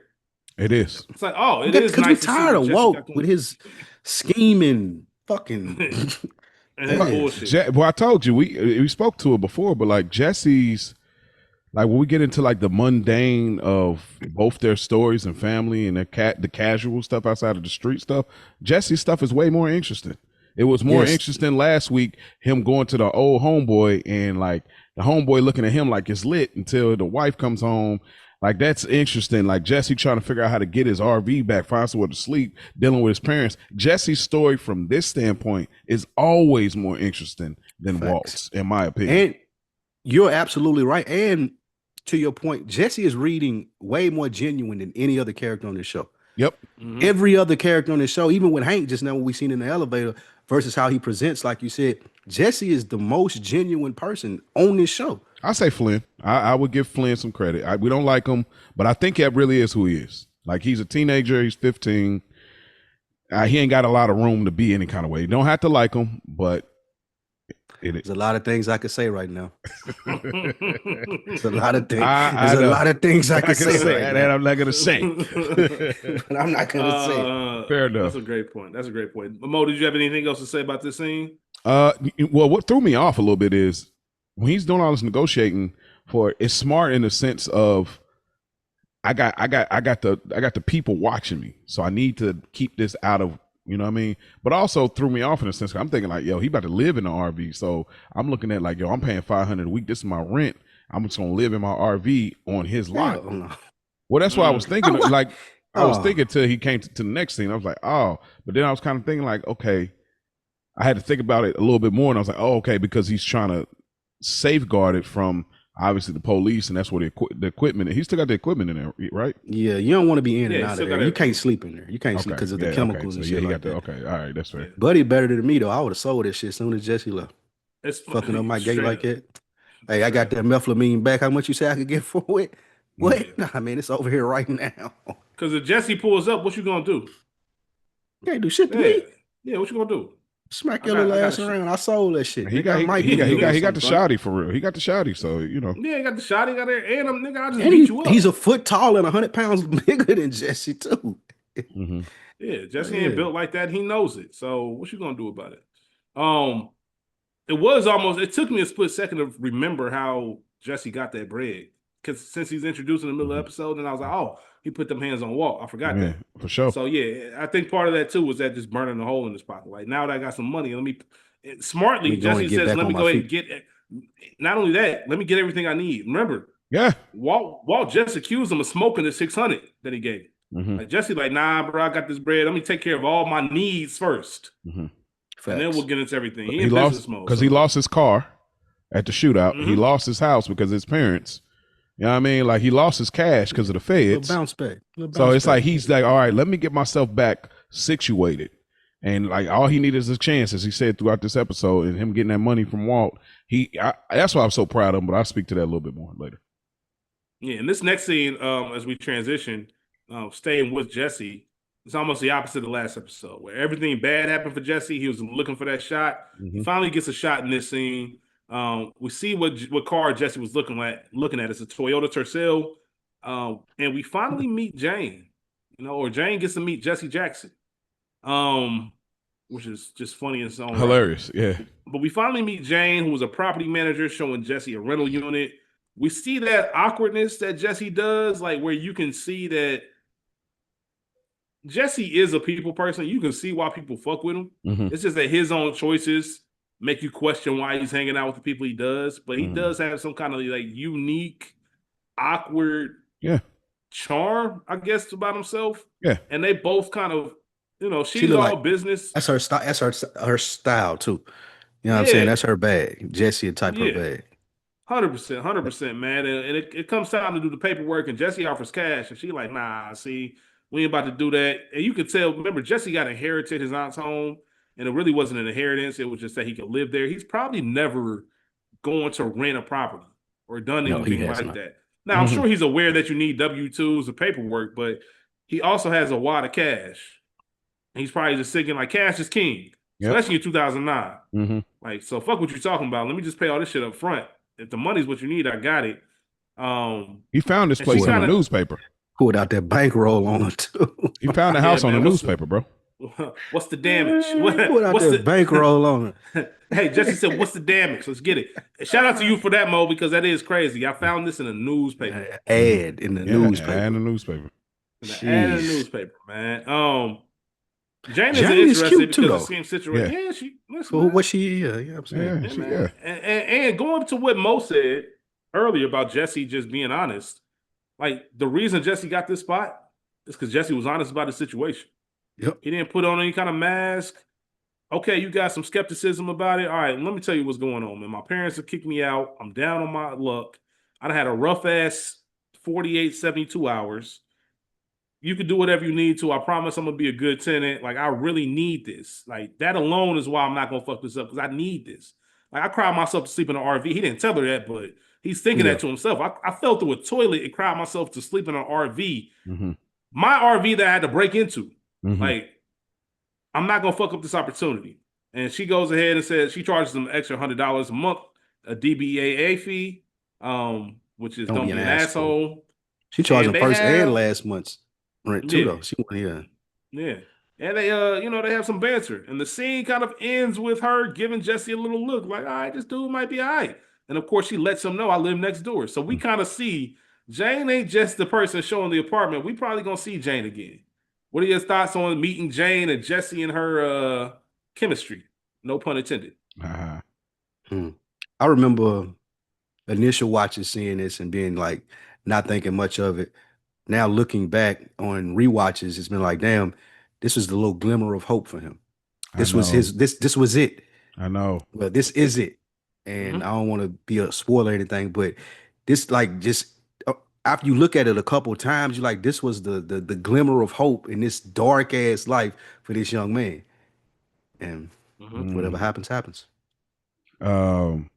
For me, what he did that was essential was he brought up how his parents did him, and it ties She can into relate. yeah, she can relate because her father owns these, but she's running the properties. So I'd imagine like there could be a possibility of I'm trying to get my father's approval. He never really, this is my last, who knows, my last chance to get. So there's a connection there between the parent and child aspect, and I think that's what really solidified her getting him over the hump. That was the relatability of it all, outside of One all, million of course, percent. the charm that he had. And yeah, shout Yeah. out to her. She was in the latest Dexter season, and she did a great job in there too. Yeah, and not to give too much about Jane and what's going on and where that character goes, but looking at this scene again, you can kind of tell there's some subtle signs that she relates to Jesse a lot more than what we know or what we Mm-hmm. think. Like that's part of the reason why she gave him a chance because she saw herself in Jesse. Mm-hmm. And we don't know you can't tell just by looking at it on first watch, but if you've seen it before and kind of know the story, you're like, oh, okay, then like that makes sense. So yeah, Jane is someone to keep an eye on. As we move forward, we go back to Hank. He's in his garage. He took a personal day. He's bottling his own brew. Was actually some fly shit. I will say. I'm in my garage bottling my own beer, like with my face on it. That's kind of fly. Corny a little bit, but fly. Um, Marie is wondering why he called in sick after getting a long-awaited promotion. Reasonable question. He doesn't share the panic attack and says he's fine. Once again, keeping that bravado up. And shout out to Marie. I'll just say that. Shout out to Marie. Um, Hank continues bottling and breaks a glass on his hand. What do we think about this scene? We know what's going on as viewers. Marie doesn't. We know Hank called off after getting his promotion, took a personal day, says he's allowed to take one. What do we think about Hank's state of mind?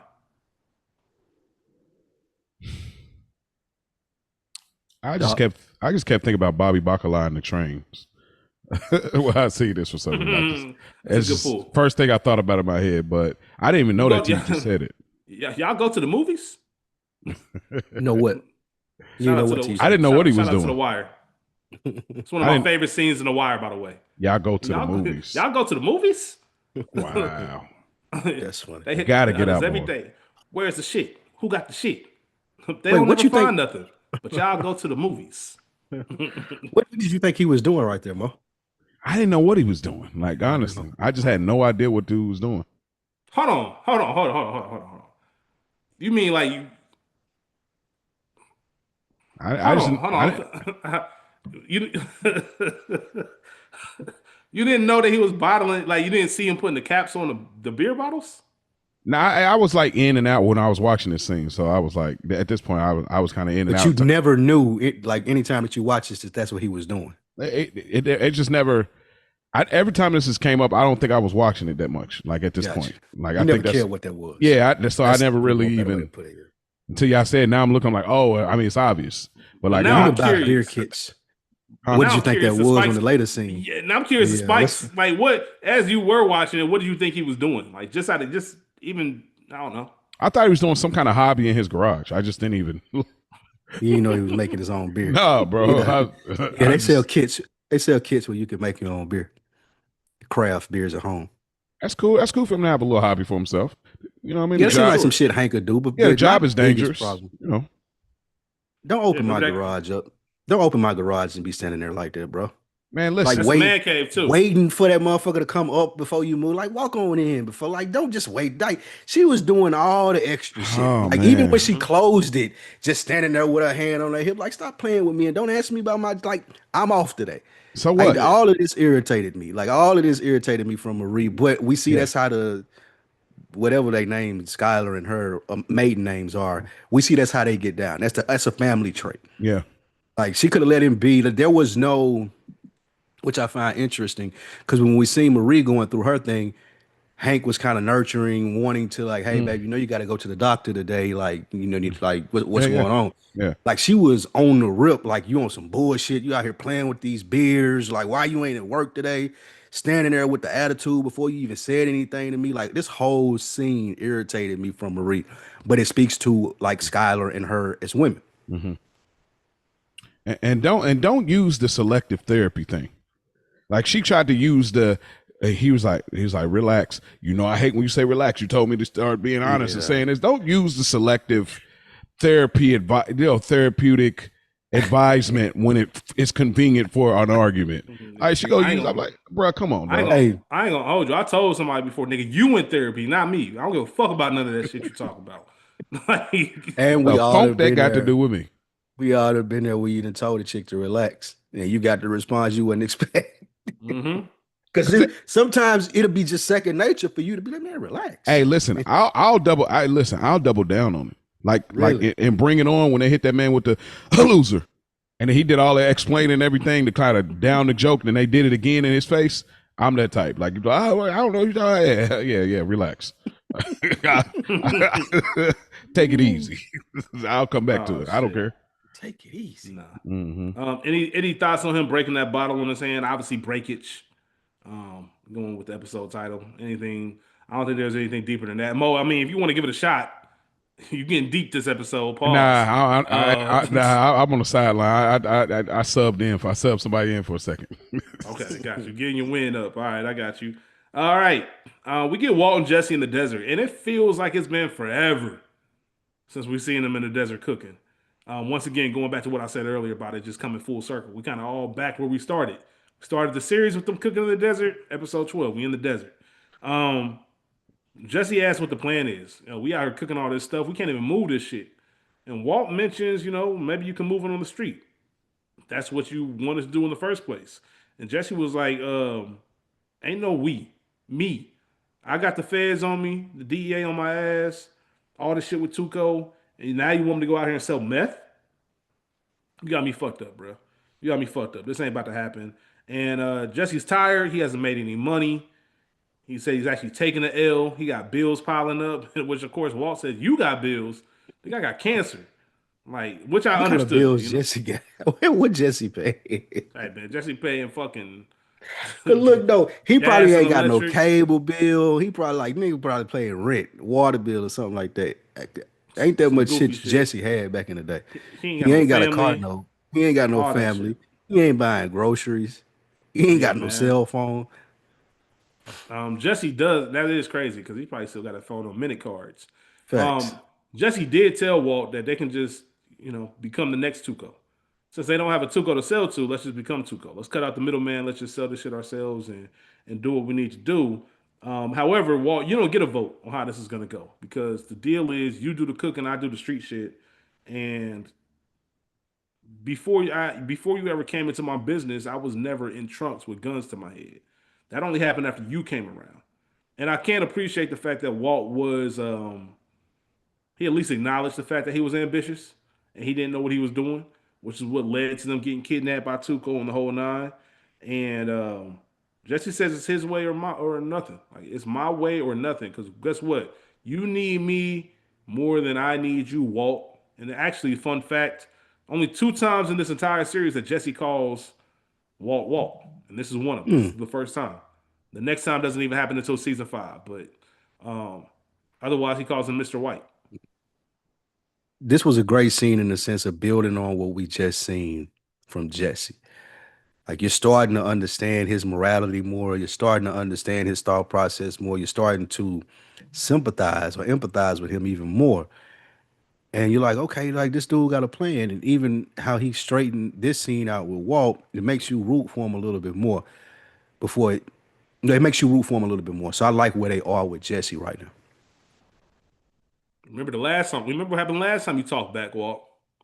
Watch Yeah. your mouth, nigga. I run Dancing on you. shit. Yeah, hands and feet. Next time.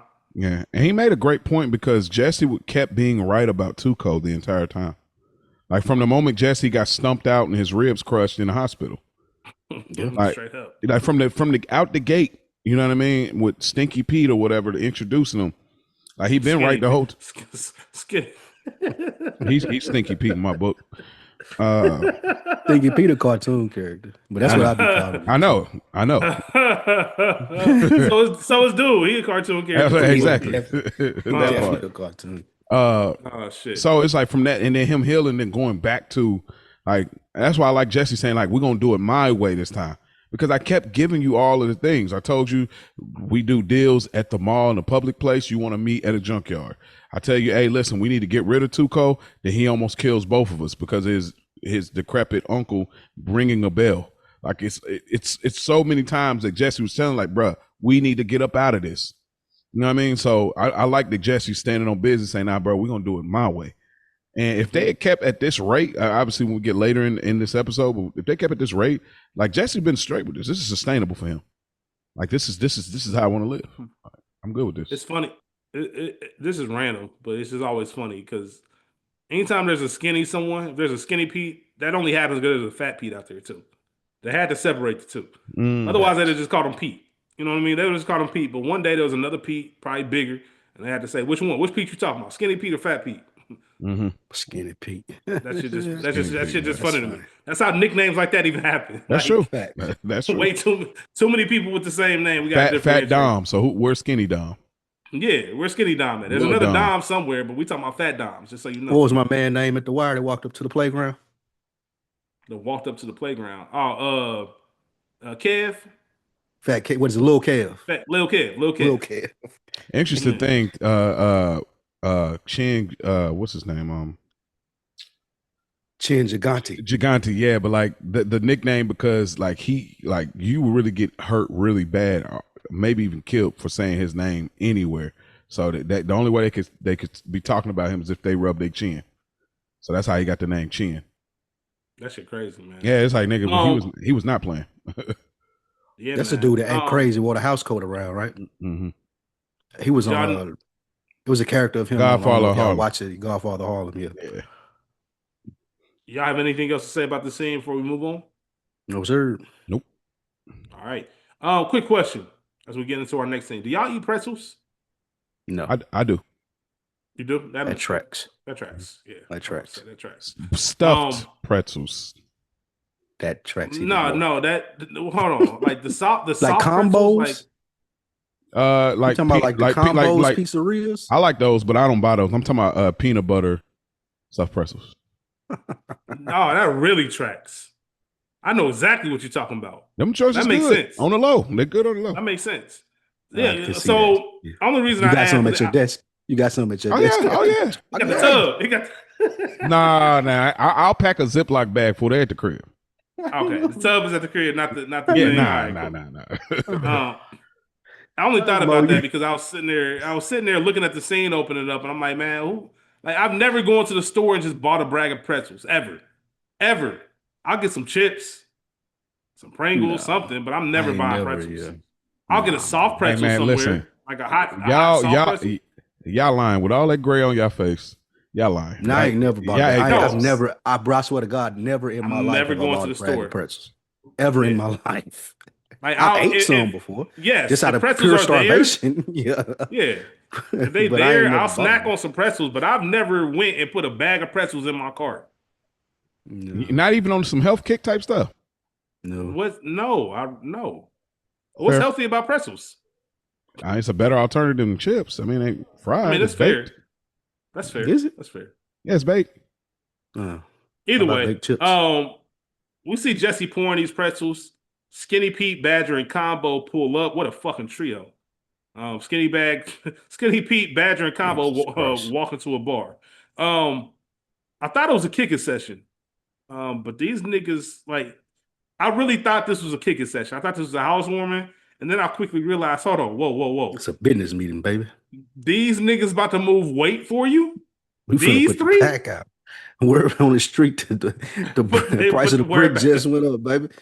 The guy who's excited about 3D porn, that's who you got moving meth. I can see if you were selling nickel bags.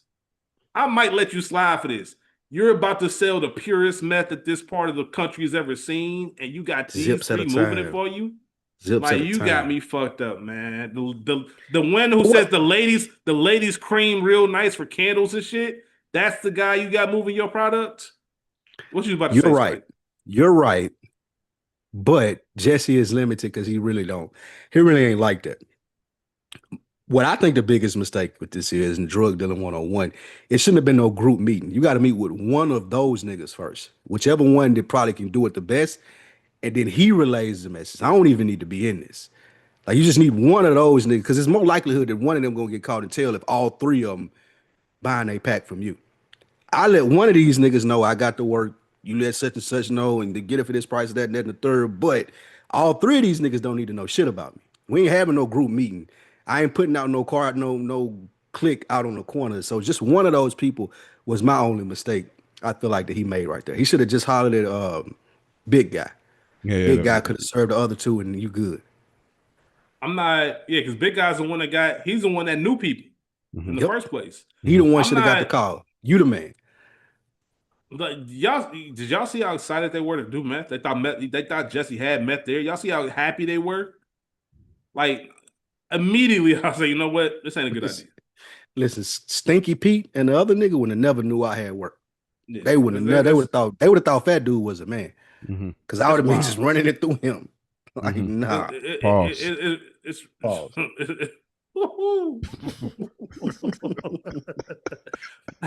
good call, Mo. Good call. work. It's great. Jesse did keep things in line. I want to talk to y'all about Jesse's, once again, his episode arc, and he's keeping things in line. There is no meth. This is a business meeting. This is what we about to do. Yeah. 2,500 an ounce. I get 2,000. Y'all keep 500. We're gonna keep this shit moving. I got plenty of weight. The price is the price. It's the best product. The streets are dry. Now's a perfect opportunity to come in and set our terms. Apply yourselves. Apply yourselves. You know what I'm saying? DBAA, the whole nine. What did y'all think about Jesse as a leader of his own crew and just business meeting as a whole? I disagree with you though, Spike, on the meet with the one on, but I do think from like a isolation or separation type of sense, like to keep you further from feds by any means. But I think for these type of dudes and the breakdown of communication, like I can totally see like, well, Jesse told me this, well, Jesse told me that, well, Jesse do like, it's like, no, I need to make this very clear right now with all y'all. This is what's happening. This is what? That goes to the point of what I'm saying. I'm not telling them anything. I'm only telling one person something. They taking all they directive from him, and his directive is coming straight from me. They'll never be able to say to him, well, Jesse said, because I ain't never talking to them about this. We hanging out and we chilling, but if y'all got some work questions, y'all asking him. I don't got nothing to do with this. But they ain't trustworthy enough to like trust him. You got to develop one person into that. That's why what he should have did if he wanted this to work at scale, like what Rich was saying. You take the fat dude, you had a conversation with him. He the boss. I'm not the boss. I'm the plug.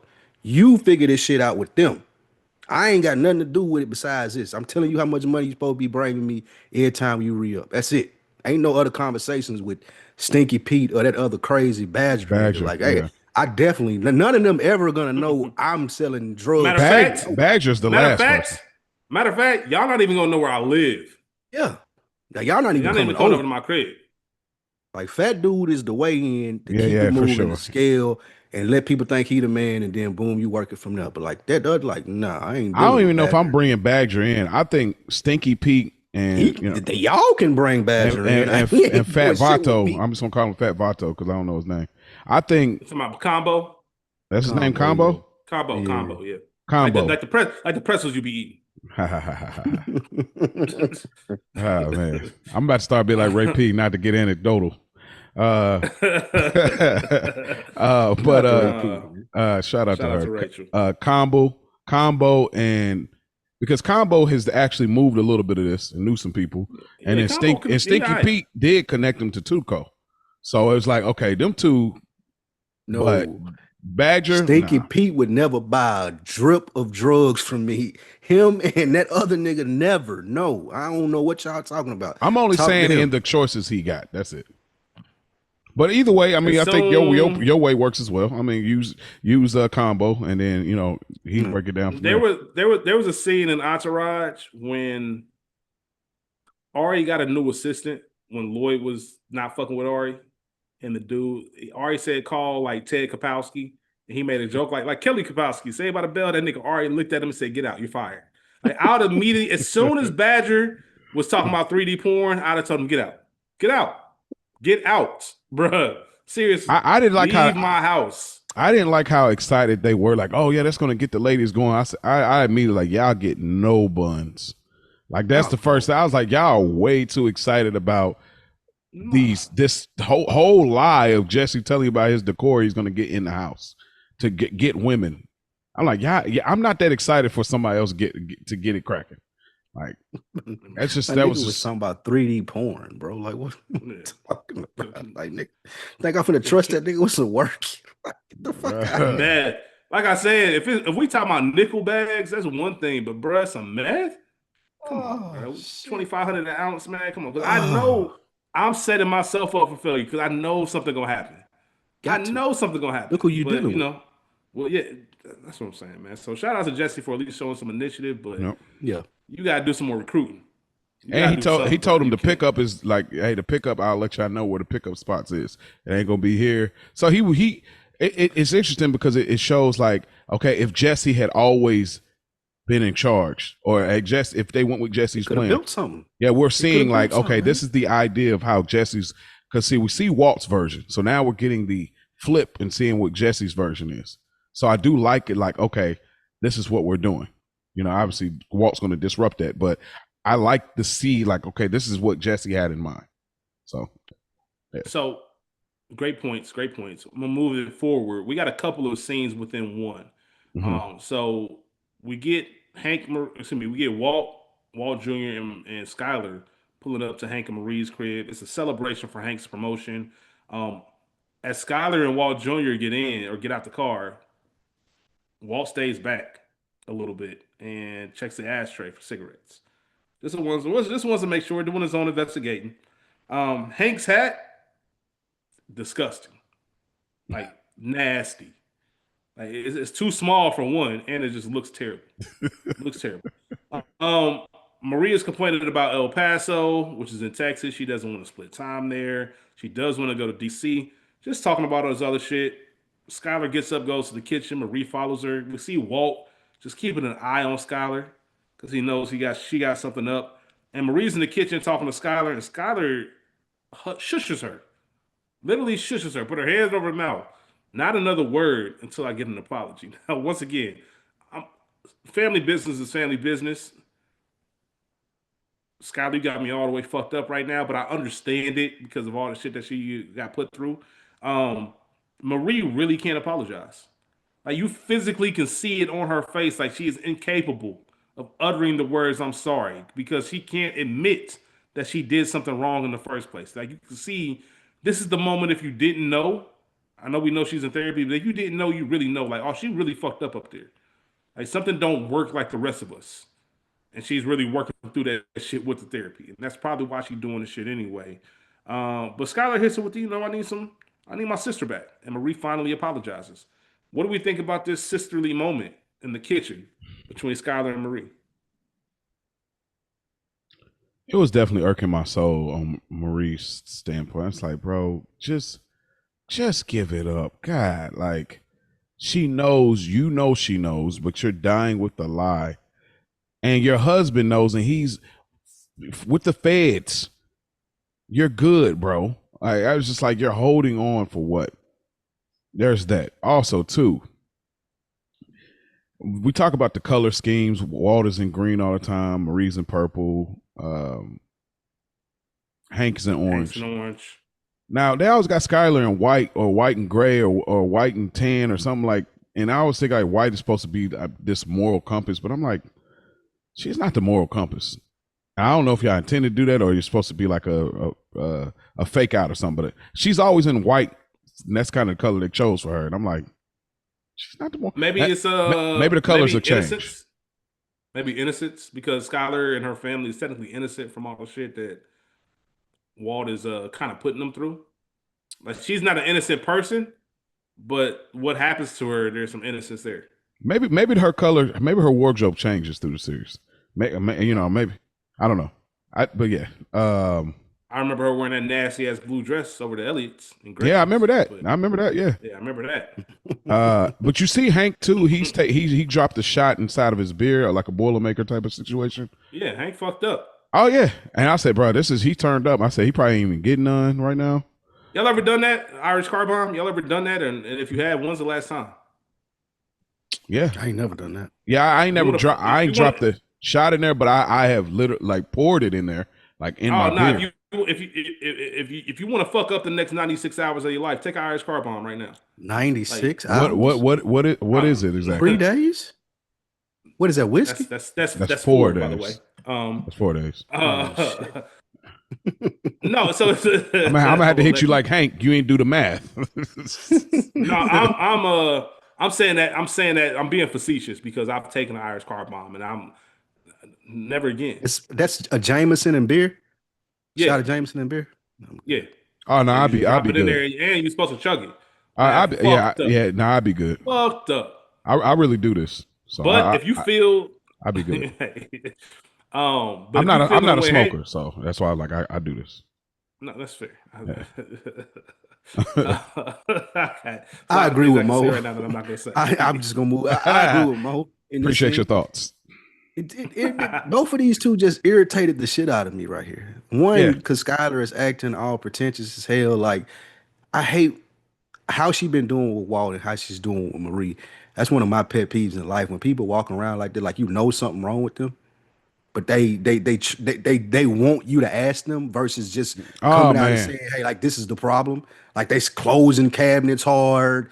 Like just I hate it. extra egregious shit. Like you be like, bro, come on. You want me And so I'll let- bad to ask. Yeah, I let them live in that. Yes. Like, how long can you be mad like Yeah. that? Like, just keep it up. Yeah. That's what I would do.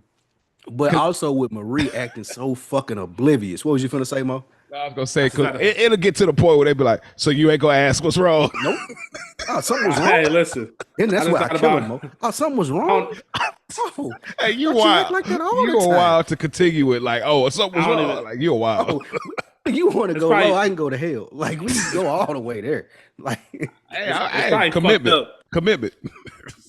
It's probably did. fucked up because I thought about Godfather. I thought about Carlo. Like, yeah, go ahead and break the now clean it up. Clean it up. oh shit. Hey man, all right. But no, Oh, this scene shit. was very irritating. Like Mo said, man. Like just looking at both of them in a nasty ass passive aggressive bag just was so irritating from both of them. Like Marie trying to act like oblivious, like, oh, everything is great. And I see you acting kind of crazy. I'm still just gonna act normal and talk to you like we're normal. And Skylar giving the energy like, bitch, you know I don't fuck with you right now. And you still like talking to me, being extra, following me in the kitchen, like, relax. So they played this very well in that sense. I need my sister back. Fuck both y'all. Straight up. Fuck both y'all, man. I swear it's just never mind. Go ahead. Yeah, fuck both y'all, man. We get Walt Jr. I really do want that background. I want to know where they from. Are y'all from Albuquerque? Where are y'all from? I want to know everything. I guess you got to be from Albuquerque because I couldn't imagine a set of sisters moving to Albuquerque together. That'd be wild. They gotta So be Walt, from there. They from there. I'm about to say They you from got to be from there because Yeah. you moved. First of all, you married Walt and you moved to Albuquerque for it. Like you deserve. Yeah, it. they from there. They definitely from there. They gotta be. We get to the second part. So while they're in the kitchen, we get Walt Jr., Walt, and Hank in the back. And Walt Jr. is asking Hank about the shooting, asking if it was scary. Of course it was scary. It was a shooting. But, you do what you do. You see a roach come up from under the kitchen, you move, for one. But you stop it. You know what I mean? If I see roaches under my kitchen, I'm out. I don't live there anymore. But like Hank said, you stop it. You know what I mean? You just don't even think about it. That's what you do. I see somebody draw on me. That's what we're doing. And Walt's sitting there asking, what makes them that way? What makes somebody do what they do or make them bad? And Hank says, you might as well ask me about the roaches. I ain't got an answer for you there, but I do know there's a whole lot of them out there. What do we think about this scene? And Hank not knowing that he's talking about his own brother-in-law in that sense. I do like the vulnerability in that sense. You know, I mean, I'm trying to be as unbiased as possible. So I do like the vulnerability in the sense that like he kept it a being like, yeah, it was scary. You know, because he's still shaking up about it. He's drinking, but he's still trying to grill, trying to, you know, get his mind off of it. And, you know, Walt keeps asking these questions, and it's like I don't know what his angle is. He asked him a few episodes back. It may have been season 1 when he was just asking about what I think even the pilot he was asking about how much you think is you know in that drug bust. Then he asked later when they was like outside at the White House, he was asking like when they were smoking the cigar, he was just like, you know, what do you think about this? And now he's asking again, like, what do you think Tuco? You know what I mean? I don't know what Walt is getting at when he's asking this question, but I definitely could tell you Walt is starting to really get hot inside, I feel like, at the fact that his son is intrigued by Hank and not him. Like he looks at it like, oh yeah, that pisses him off. Like it is super up right now in the sense of like Uncle Hank is like that dude, and my dad is just he's just a teacher with cancer. You know what I'm saying? I don't even want to go by his name. You know what I'm saying? And that speaks to agree 100%. That's a great point, and it speaks to Walt's motivating factors. One of the things that Walt get off on is I'm doing this right up under Hank's nose. Yeah. Yeah, DEA agent. People think he's so smart, and you just got this promotion and all these other things, and I'm selling meth right up under you. You know me. I'm putting the best work out on the streets. Like he get off on that. Yeah, he absolutely does. Great points. Oh, one question. What's worse, a hat too small or too big? Too big. Too small. You said what? You said what's small, worse? You can cock it on your what's head. What's worse? Well, it depends on what kind of hat we talking about. We talking about one of these, or we talking about that shit Hank got on his head? That should look awful. You think Hank's hat is too small? Yeah, but Hank it's the brim. You think the brim is too small?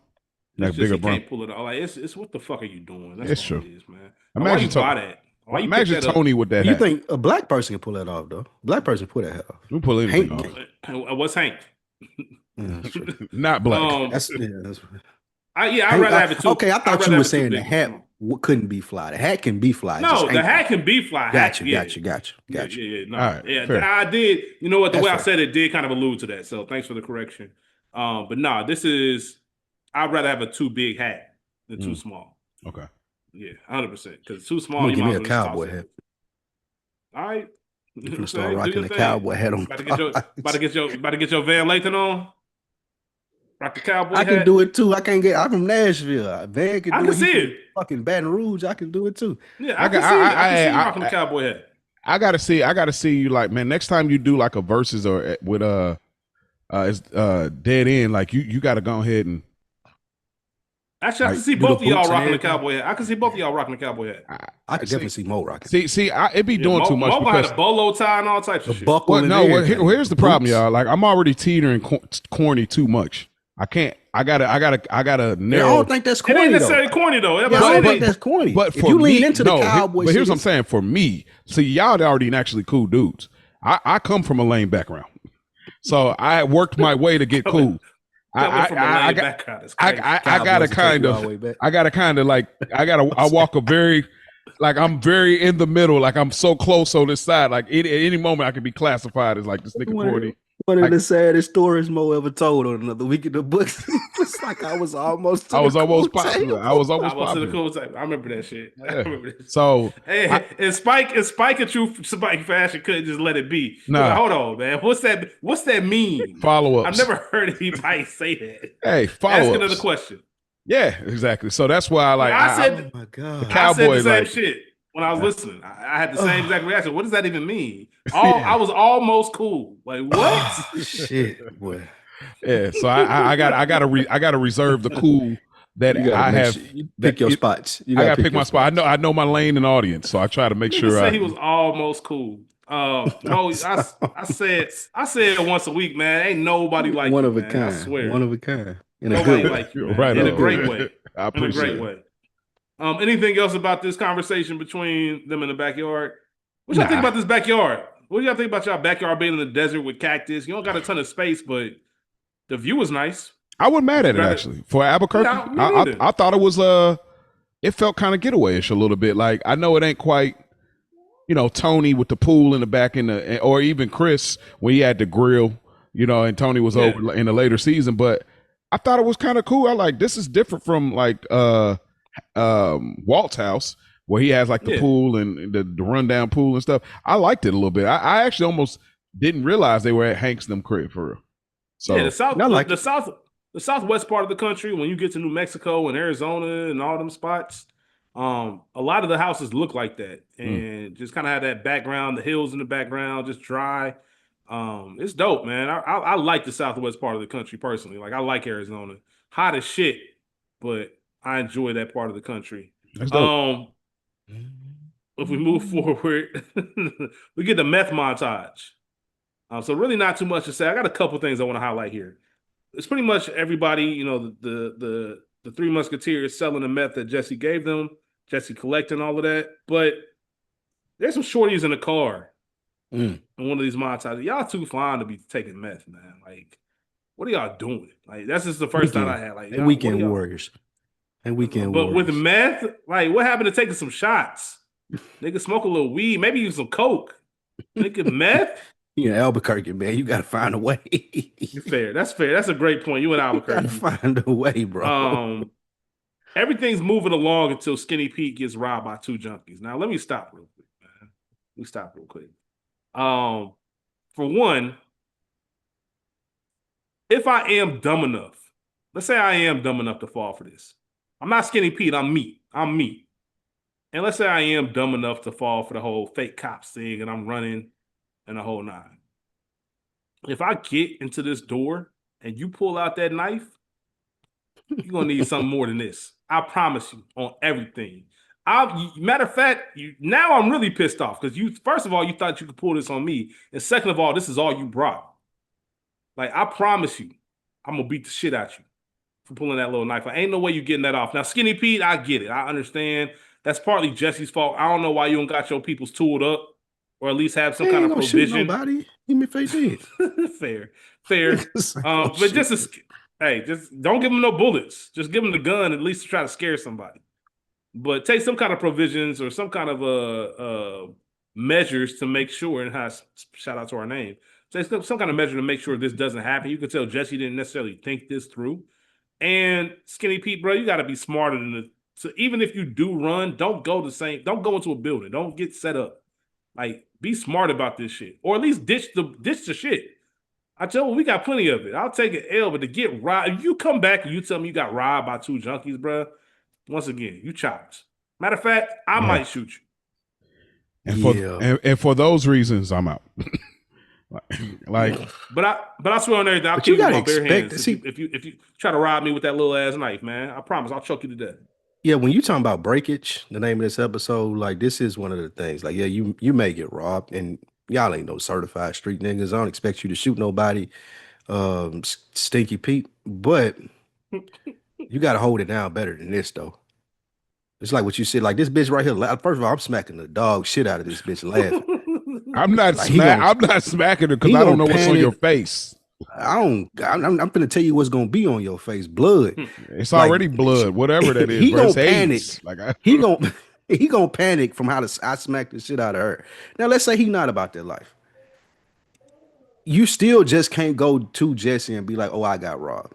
It's like the old adage when niggas be like, "Man, you out here trapping without a strap." Some niggas did that, and they got robbed. But that was a part of it. They expected it because niggas knew they was out there with no strap. So, like to Rich's point, if you rob me with this knife, and I seriously feel threatened for my life, and that's why you only deal with one of these niggas and not all of these niggas. Well, He needs to come up with a plan. Like, we ain't got here yet, but this nigga that got robbed can't just come back to me and be like, two junkies stole my work, and I'm just, okay. You just lost $1,000 because we ain't taking that deficit. You know what I mean? Like you need to figure out a way to make up for it. Like you need to already been sit on. Like them junkies ain't going nowhere. They got to get high. This little ounce gonna last them maybe 2-3 weeks. They gonna spread what they print. Like you gonna be back outside, and when you back outside, I need to see you. So I ain't necessarily blaming him for not doing nothing right then, but you can't just go back to Jesse and be like, "Oh, I got robbed. I'm sorry." You got to have a plan of action. You got to tell me what you trying to do behind this. Like, there's a whole like what Walt was asking him. Like, bro, what? What? But Nigga, you just 1,000 short? Like, it don't even make sense. bro, my thing is when you hear cops, why are you running where the junkies running? Where they going? That's I'm going that's in the the other that, direction. that's the Y'all part got I to got work on confused. your- I'm running As a to He's matter a of fact- junkie because he's a As a junkie matter- too. fair. Facts. That's a good point. There it is. That's like, did they take the work from him? Yeah. Yeah. He took Work the knife. bread, everything he had with that little ass knife, man. Suck my man. That's So what many it things is. how to Soon as he had turned around to walk off and thought he had got me, I would have got him back.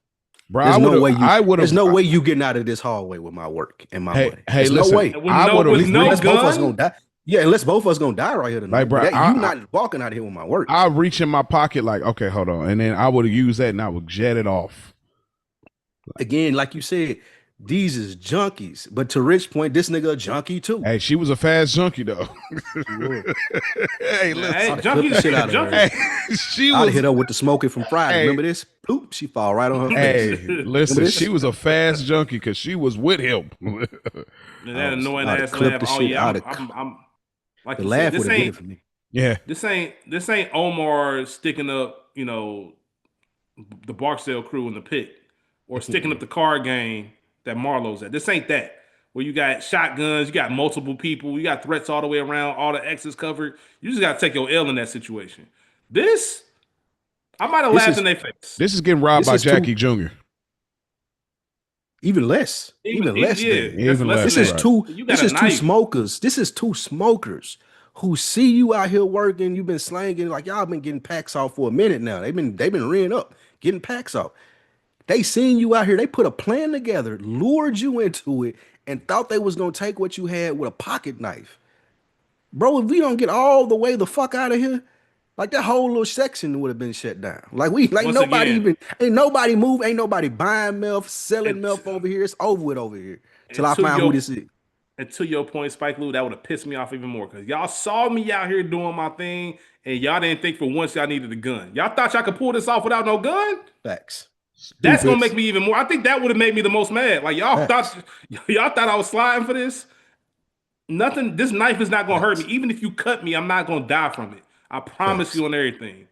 I will beat the dog shit out of both of y'all. Man. Well, Straight up. I know you're going into the next thing. I agree with Walt. Like in initial watch, I thought he was saying like get rid of Stinky Pete, but then I thought about it. I was like, oh, he mean get rid of them crackheads, them junkies. Like, Well, or is that what He's that is what he right. meant? Go right? into the next scene so we can get into it. Yeah, I'm Yeah, about go to say into the next scene that's, so we can that's get into so Jesse and Walt meet up. Jesse pays him $15,000, but Walt immediately was like, "Hold on, if this is what the numbers are, then I should have 16,000, not 15,000." Which once again, Jesse's pressing the point of it's only 1,000. Like we got 15 grand more than you had a day. We making 6 grand a day. Yada yada yada. It's breakage, right? Like Kmart, things happen. They call it shrink in the retail industry, right? You have a certain budget because you know some shit's gonna get stolen. Like you kind of take that off the top. Everybody knows how that works. We get it. Jesse's saying it the same way, but Walt has a good point of saying this is not a sustainable business model, bruh. Like once again, you gotta think this all the way through. If you letting these two motherfuckers get off on you, junkies talk. Nigga, I just hit a good lick. Where you get that score from? Nigga, I hit a lick on these bum ass niggas selling that bullshit. Matter of Yeah. fact, there's 2 more that I'm plotting on right now. Shit, you ain't gonna be able to plot on them because I'm about to plot on them too. Like the word's gonna get out that You y'all sweet. easy marks and we about to do it. Y'all sweet. And then there is no more business. So Walt was telling him, and Jesse still like, you want the grand, gave him the 1,000, and Walt gave it back. It's not about this $1,000, bruh. It's about the fact that we won't have any money if you let this shit slide. Go ahead, Mo. Yeah, no, I mean, yeah, I agree with him. It's like it really ain't a whole lot to say. It's just Walt was right. Like Walt ain't a gangster, but he understands logistics. He understands supply and demand. Like Yeah, how I get it. quickly the Tuco had demand. us in the trunk. Yeah. Tuco had us in the trunk. Yep. Good, very great points by both of y'all. And I don't even think it's about being gangster though. It's just like because Walt's not gangster. Yeah, He just understand how processes and shit work. Like he understands systems. yeah. Jesse don't. Like he told Jesse, and like one of us brought up earlier, like, do you know how to think? Like Walt played this out in his head. Just like what Rich said. So like y'all gonna be standing out there, y'all get robbed again. But even going back beyond it, giving me my half $1,000 short is similar to Skylar throwing a cigarette package in the toilet. Why am Mm-hmm. I taking $1,000 less because your niggas got robbed? Like what? What? Mm-hmm. Like what? That's I true. wouldn't have been able. That's I true. wouldn't have even been able to process that. Like this should have been information that you kept to yourself. You said you want to do the street shit. You don't want like you should be handling that. Like, there shouldn't even, you shouldn't even had an opportunity for Hmm. me to have this lecture with you because I wouldn't even knew that I was $1,000 short because you know that come out of your end. That's your shit. And Mm-hmm. for Jesse to pull up on him, just I like think it for was cool. Skyler, yeah, just for like Skyler to throw the cigarettes in the toilet, like I guess Walter fix it. Like he doing the same thing. Like he pulling up like it's 1,000 short. My boy got robbed, but you know it's like that's part of the game. Walt deserved it though, but you're right. Like it shouldn't have came out of Walt's end, but What do you mean? Walt deserved it? How? Deserve What what? you mean? because I had to put hands on you to get the money that I should have gotten because I had to take the low road and let the DEA take my money so we could sell I'm gonna this tell lie. you what, Mo. I'm, That's fine if you come up to me and you say that like as a man, and you be like, "I'm your partner. I had to do this, that, and the third." But if you come up to me and just throw me like you just a stack short, and it's just supposed to be cool. Like if he had threw it to me a stack short and said what you said, Mo, I might have could have processed it. I would have been pissed and we would have talked about it, but I might have could have processed it. But don't just pull up and say I'm $1,000 short because I got robbed and expect me to be like, oh, okay, cool. We'll get him next time, champ. Like, nigga, Now you're what? right because like Jesse got to eat that, and really Jesse ain't even got to eat that. Stinky Pete got to eat that. If y'all getting five off the two. You know what I mean? Jesse Then told yeah, Jesse told them two very clear. I got two rules. Don't step on it.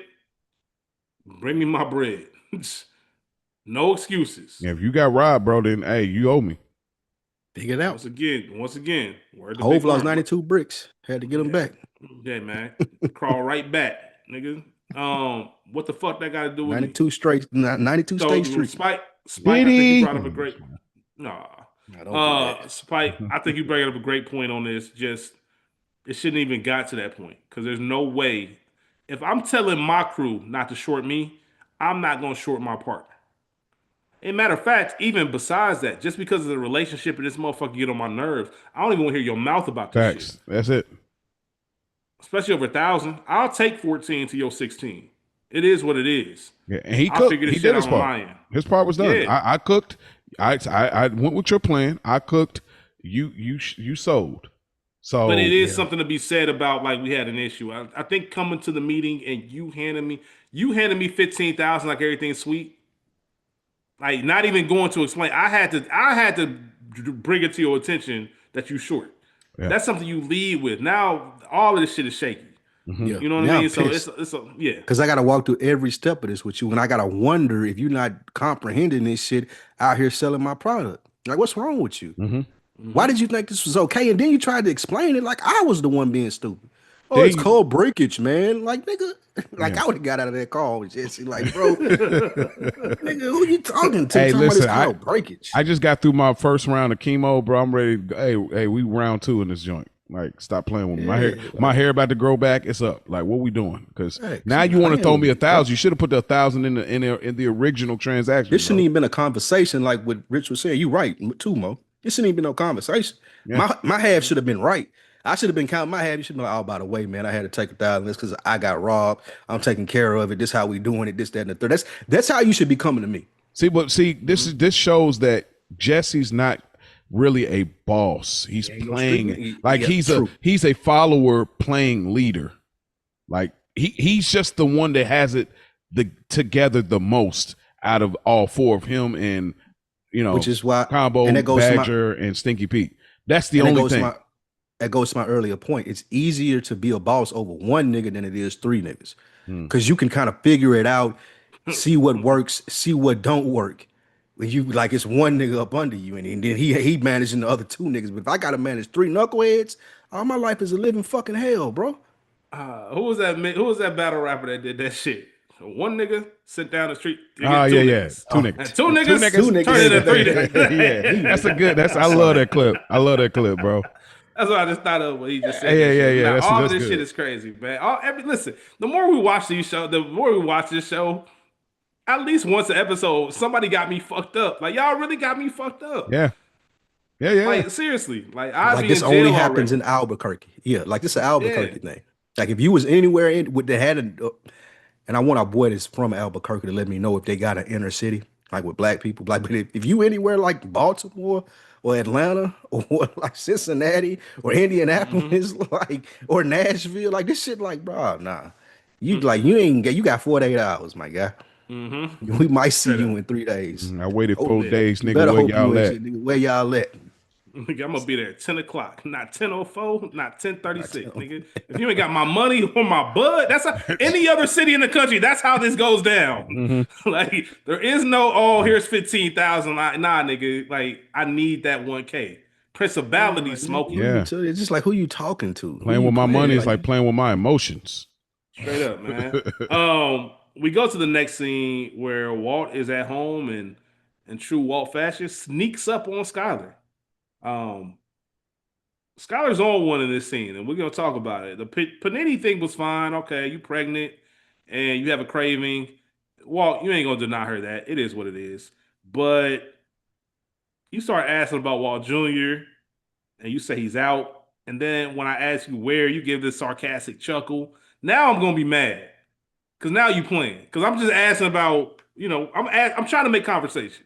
I'm being cordial, and you I'm trying being to your best to cordial. be a cold person. Yeah, Yes, absolutely. And then, Walt, man, maybe it's a low blow, maybe not. I just thought you might know where your son is. Like, I thought that might have been low because, I feel Skylar. Like, why don't you know? That's your son, too. Why am I the only one responsible for knowing where he is? So, yeah, Walt, you don't got no leg to stand on when it comes to that. And Walt storms off like a sucker and goes get his big reveal, runs and gets a cigarette package and slams it on the table. Perhaps you know something about this. And Skylar was cold with it. You know what? Perhaps. But then maybe, perhaps I don't. I was in a fugue state when I smoked them. yeah. Mocking Walt. Mocking that nigga to his face. This is so unlike you, Skylar. How would you know? Like, she was just on Walt's head. Fair or foul? I want to know. Like, is this fair or foul? Because Hey if you man, smoking with Absolutely. my Hey, fair. I'm hey sorry. yeah. If we boxing, let's box. Yeah, Don't like hey, you weren't prepared for these yeah. blows. It ain't my fault. Like, I fuck with Skylar for this. no, yeah, Who you because it talking was to? because she's calling all because like she's figured out that like, bruh, this has never happened with cancer where you just all of a sudden lose your mind. So all of a sudden, like, oh, maybe I don't recall what I did, and maybe I'll end up naked smoking cigarettes with a baby in my stomach. Like, absolutely. Like she had a She point got in her bag. in her bag. 100%, man. It's crazy that like when you rewatch these, I know Skylar was my number one. Like what we were talking about, she was like that Facts. bitch. I That can't like. stand her. But now as I'm rewatching these, I'm That's like, what I'm bro, saying. blood, I'm like, this dusty ass nigga drove her to that point. yeah, yeah. It's like when you know one of your homeboys ain't shit, and you see him out here how he moving around, and then he start telling you how his baby mama or his girl moving. Man, bro, she was over there fucking with such and such. You be like, Yeah, yeah. yeah, that makes sense, bro. Yeah, Like but I at the see, same time, that makes sense, bro.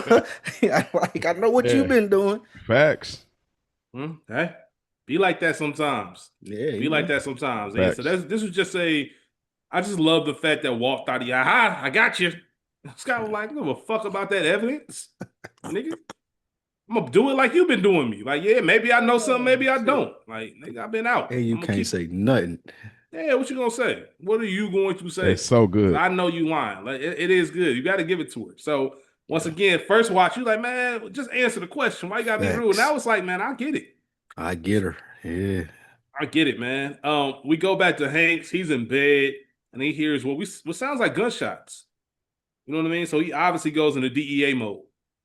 Opens up the drawer next on the nightstand, gets the gun, gets the flashlight, tracks the noise, goes to the garage. Marie almost gets popped. Opening that door like that, like rule number one, I'd have told her. She probably knows, but Marie don't be listening. If anything ever goes down, you see me get up in the middle of the night with my gun, stay your ass in the room. Lock the Go door. into one place, yeah. Yes, lock the Don't come looking door. for me. All that shit, man. Don't come looking for me because you can. That's how people accidentally get shot. And we notice that it's just the bottles that are breaking. Um, I'm sure there's some kind of scientific shit, the pressure, the reason they're busting, but it's just the glasses, just the bottles. Do y'all think Hank was?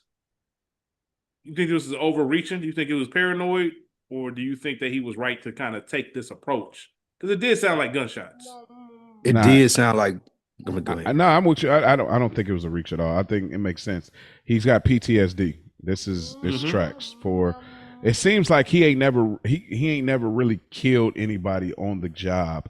Maybe injured somebody, shot at somebody, but never like killed. So that's why it's easy to make jokes.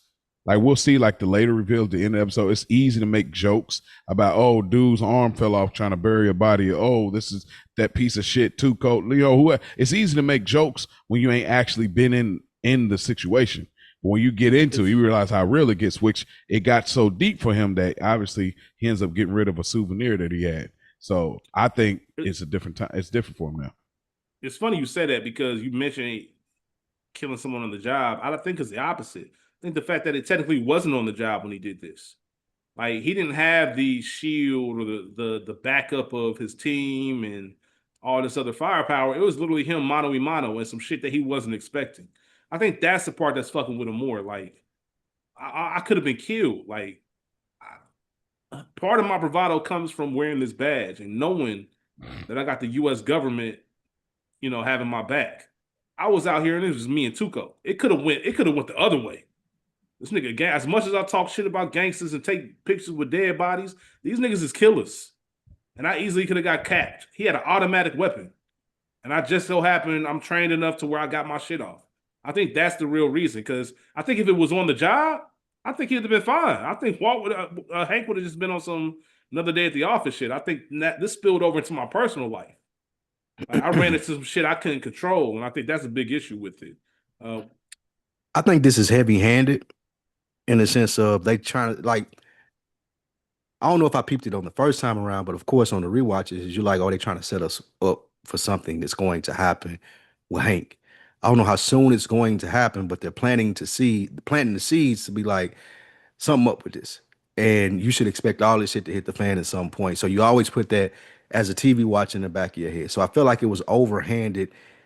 I do agree with you and Mo, like, yeah, this happens, especially like what you just pointed out in the sense of I ain't never really killed nobody off duty before. Maybe it been some on duty shit before where I popped somebody, but I did this off duty. I'm kind of shaky about it. I don't know if he got people coming behind. Like you just there's a great unknown with what just happened because of who Tuco is, and you know what I'm saying, just the relevance that he has and the connections that he has with the cartel. So I think we get that without really having the information yet. Like he's worried about something. We don't know if it's the promotion. We don't know if it's because he killed Tuco. We don't know if he think somebody coming behind Tuco because Tuco was connected. Because he know more about what we do than a drug connection in New Mexico. So they done a good job of sensing that something's coming, but they also were overhanded in the sense of I didn't really need to see all of this to know that Hank was struggling with this. I could, like, you can just tell, like, he's the type of dude that probably would struggle with this. But I think they ended it well with him throwing the teeth into the river because I totally forgot. And that wrapped up the cold open for this episode in one episode, which they don't usually do. But so I thought that was dope. But it just made you think about Hank's character and like just what's next for him. And I didn't want to be thinking that at the end of this episode. More so I wanted to be thinking about, okay, Jesse and Walt, how they gonna handle where they at now and trying to move forward. But they were heavy-handed with it. Makes sense. Mo, thoughts? Yeah, I think it symbolizes like how much more serious this thing is. Like it's not a joking matter. Like having the teeth is making it like not a serious thing. Like there was a person that was killed, but I think the focus is more of I almost died. You know what I mean? I think that's the thing about it is like trying to resonate with the fact that like you said, like I wasn't covered. There was no backup. I was just trying to find my brother-in-law. I was at a barbecue. You know what I'm saying? And you know, I was almost killed for real. Like it was him or me, and he did not let up, and I just happened to get the shot off. So I think that having the teeth as a souvenir is like, okay, it's not a game, it's not a joke. And he threw that out there. So it's just giving us this small insight on Hank's internal struggle. So I like it Yeah. in a show like And this. great point, great point. And as we wrap up the episode, we have a scene where Walt shows up to Jesse's door, ask him, "Hey, you asked me what I wanted you to do about it. I want you to handle it." As he gives him the gun back that he took from Jesse, wants him to handle that whole situation with the robbery, and then of course Spike just alluded to it.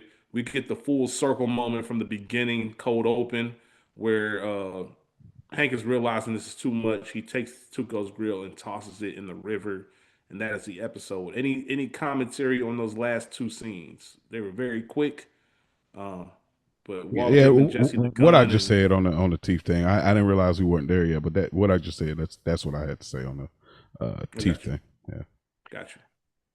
I find it interesting that, and I love to hear you brothers' opinion on this. Like these episodes aren't really ending in cliffhangers. Like they ain't got to the point yet where you like, oh shit, what happens That's next? the mm-hmm.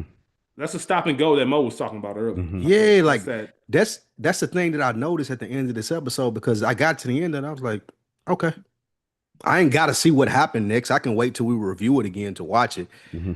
I don't have to hit play like once we get done recording tonight. Like there was some episodes who, like once we get done recording this, I'm hitting play Mm-hmm. because I want to see Yeah, what happened next. This was just an episode. It's like okay, I like but between now and next time we record, I'll watch it. Yeah, yeah, it's as if they're making miniature errors, like not errors but errors within the episodes. Like I feel like this episode and the last two tie together after the Tuco kill. I feel like 2, 3, or That's a good point. 4, what 2, 3, 4, or 3, 4, 5, or whatever episode we on. Like I feel like it's all like kind of after post Tuco, we're in another era of the rebuild. I feel like they like I talk about it with Sopranos, but it's more season length, like kind of tied. This is like more episodically built into eras. I feel like That's a really, really good observation because now that you say that, I feel like the throwing of the teeth into the river was the end of an era. So okay. now that I'm thinking about it, and you said that, I am more interested in seeing, okay, this next episode should start a new era because we got rid of Tuco when we Mm-hmm. threw his teeth in the stream. Mm-hmm. So now what's yes, next? So now I don't remember, but I Mm-hmm. am anxious to see, okay, what's the next episode pertaining to? Because now it was the end of an era with Skylar and Walt Yeah. in the sense of like, all right, we threw bullshitting and dancing. Like both of us got some bullshit going on and we need to Mm-hmm. figure it out. It Mm-hmm. was the end of an era with Marie and Skylar in a Mm-hmm. sense of, okay, like you've been It's lying for Cold four, War. five Yeah. episodes. Yeah. It's like it's the end of an era for Hank, for us Mm-hmm. thinking like he's the tough guy, ultimate Yeah. cop. He's having panic attacks. So that is a good point. I think this episode did it was the significant end of an era of Breaking Bad. Mm-hmm. So that's the pull for the next episode. You would be like, okay, what's next? Yeah. yeah. I think, and even going even further past that, I've said it before, so I'm not. I'm just rehashing an old thought. Episode 8, going in that era conversation. That's Better Call Saul. And I think that's where you really get into. So as you wrap up the season, you got episode 8 and 9, which I think are back to back just bangers. And then you got a couple episodes that are good, but not necessarily at that classic level. And I think the last two episodes of this season start the run of what Spike mentioned as, oh, I gotta watch the next episode. Mm-hmm. I don't think they slow down. I think Better Call Saul is the start of it, but once you get to the final two episodes of the season, it just picks up. And we're not even talking about when we get to our namesake. When you get to no more, when you get to half measures and full measures, like that. Like I said, if you didn't know you were watching something, because season 3 is fucking phenomenal. If you didn't know you were watching something, that fucking half measures episode, my goodness, and it just kind of picks up. So I think because I know we've been alluding to different characters that we haven't met yet. You meet most of them by the end of the season. Mm. And I think that's when it becomes that other era that you're talking about, Mo. So great point, Spike. It does wrap up with the Tuco era. You get a little bit of wrapping up the rest of the storyline that they had. And then once you meet Saul in episode 8 and all the fuckery that comes with that, and that's another. I know just a book. I know they did a full circle moment with this episode. We'll do a full circle moment with ours. We talked earlier about these characters. Like, I don't think there's no way we're covering The Sopranos and talking about how much we can't wait to meet. I know we did it with like Phil, Yeah, and definitely. we did it with people like that, but it still wasn't. I want them more than Tony. You know what I mean? They were just Yeah. added elements. Like, I No, want to see. I God, can't wait to see some of these other characters because Ralph they're just Cifaretto too. Yeah. yeah, Ralph. They're just genuinely more entertaining to watch on film Yeah. than Walt. Like, Walt needs this. Like, Walt is shit. I'm trying to think of like a sports comparison or an NBA comparison. Like, that nigga's Trent Dilfer on the 2000 Ravens. Like, nigga, you're not the star of the show. You the Really? quarterback. You the quarterback. You the star position. You the star position that Mm. everybody go to. But you not running the show. You're not running it. damn, it is a great. That's nigga. observation. He I think Aaron that's a good. Brooks. I think that's a good side conversation to have in the kitchen episode. Like, Walt is not the most entertaining character on Breaking Bad At all. at all. He probably not meant to Like, be either. it's by a long shot, but that's interesting because he's the main character. He's the protagonist. So I can't think of another show where the protagonist wasn't the most interesting character. Fascinating, maybe, but not interesting. Okay, there's a difference. Yes. Because fascinating by your life. I'm just fascinated in what you got going on. Like, that's interesting to me. Like, you a chemistry teacher, you got cancer, you Fascinating, cooking but it's meth. not That's fascinating. entertaining. Interesting, like where it keeps my interest. Like, if it wasn't for how long, and we don't have to answer this now. We'll wrap the episode up. But it's almost like, how long would I watch this series if it wasn't for some of these other characters?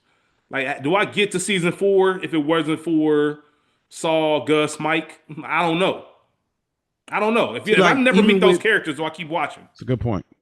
It's a very good point because throughout all the characters that came through The Sopranos, as you said, Tony was still the most interesting character. Mm-hmm. What The Wire did so great was they made Baltimore the most interesting character.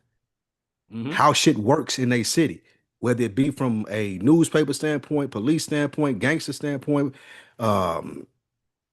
political Education, standpoint, school whatever system. it may be, educate. Like, they made Baltimore the focal point, and you were like, "Damn, I can't believe that Baltimore is this interesting."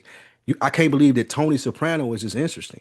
When you're looking at Breaking Bad, it's not like you never say, "Damn, I can't believe Walt is this interesting." it never happens, And that's to your fascinating. point, Spike, it should be the opposite because guess what? You're usually more interested in the people you see least of. Every city has a Clay Davis, whether you know it or not. Right? Not every city has a Walter White. No, So that alone should make you more interested, but it just doesn't. it just It's doesn't. fascinating. And like you said, Mo, to your point, I'm sure it was by design.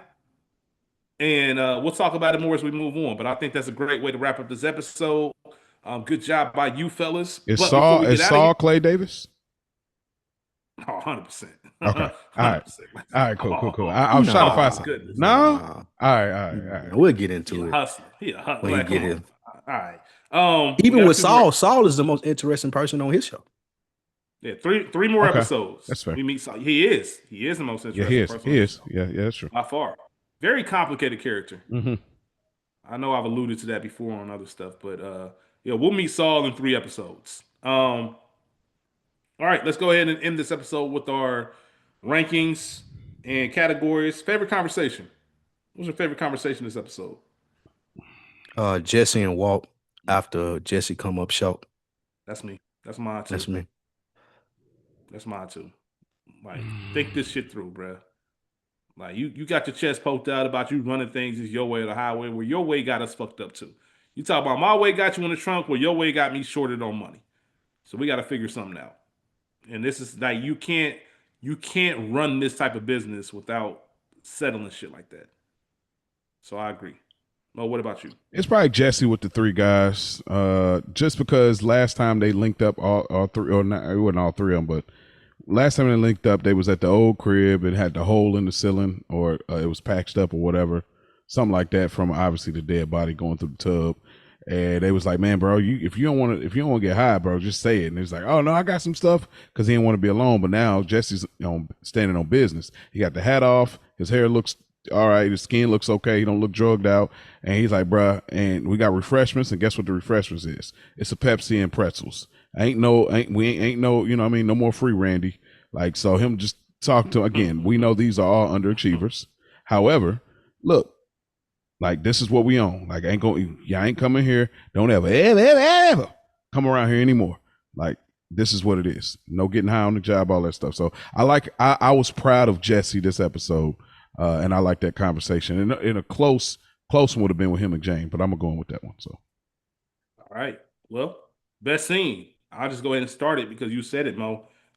Jesse and Jane was the best scene to me. That was my favorite scene in the episode. I just think that knowing what I've thought of Jesse this entire time since I've last watched Breaking Bad, to seeing happy Jesse, to seeing like somewhat normal Jesse.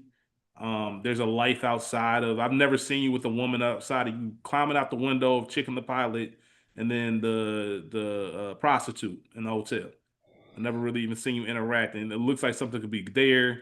And it seems like you're on top of your shit. You finally get there's no better feeling as an individual than when you've been down and out and you finally getting your own shit. I'm moving into my own shit. I got my bread. Like, I just thought that was dope, and to see Jesse in that light. That's my scene. My scene is Jesse at the tow truck yard when he tried to get the RV back, and us seeing Jesse for the first time, not looking at him as like a poop putt.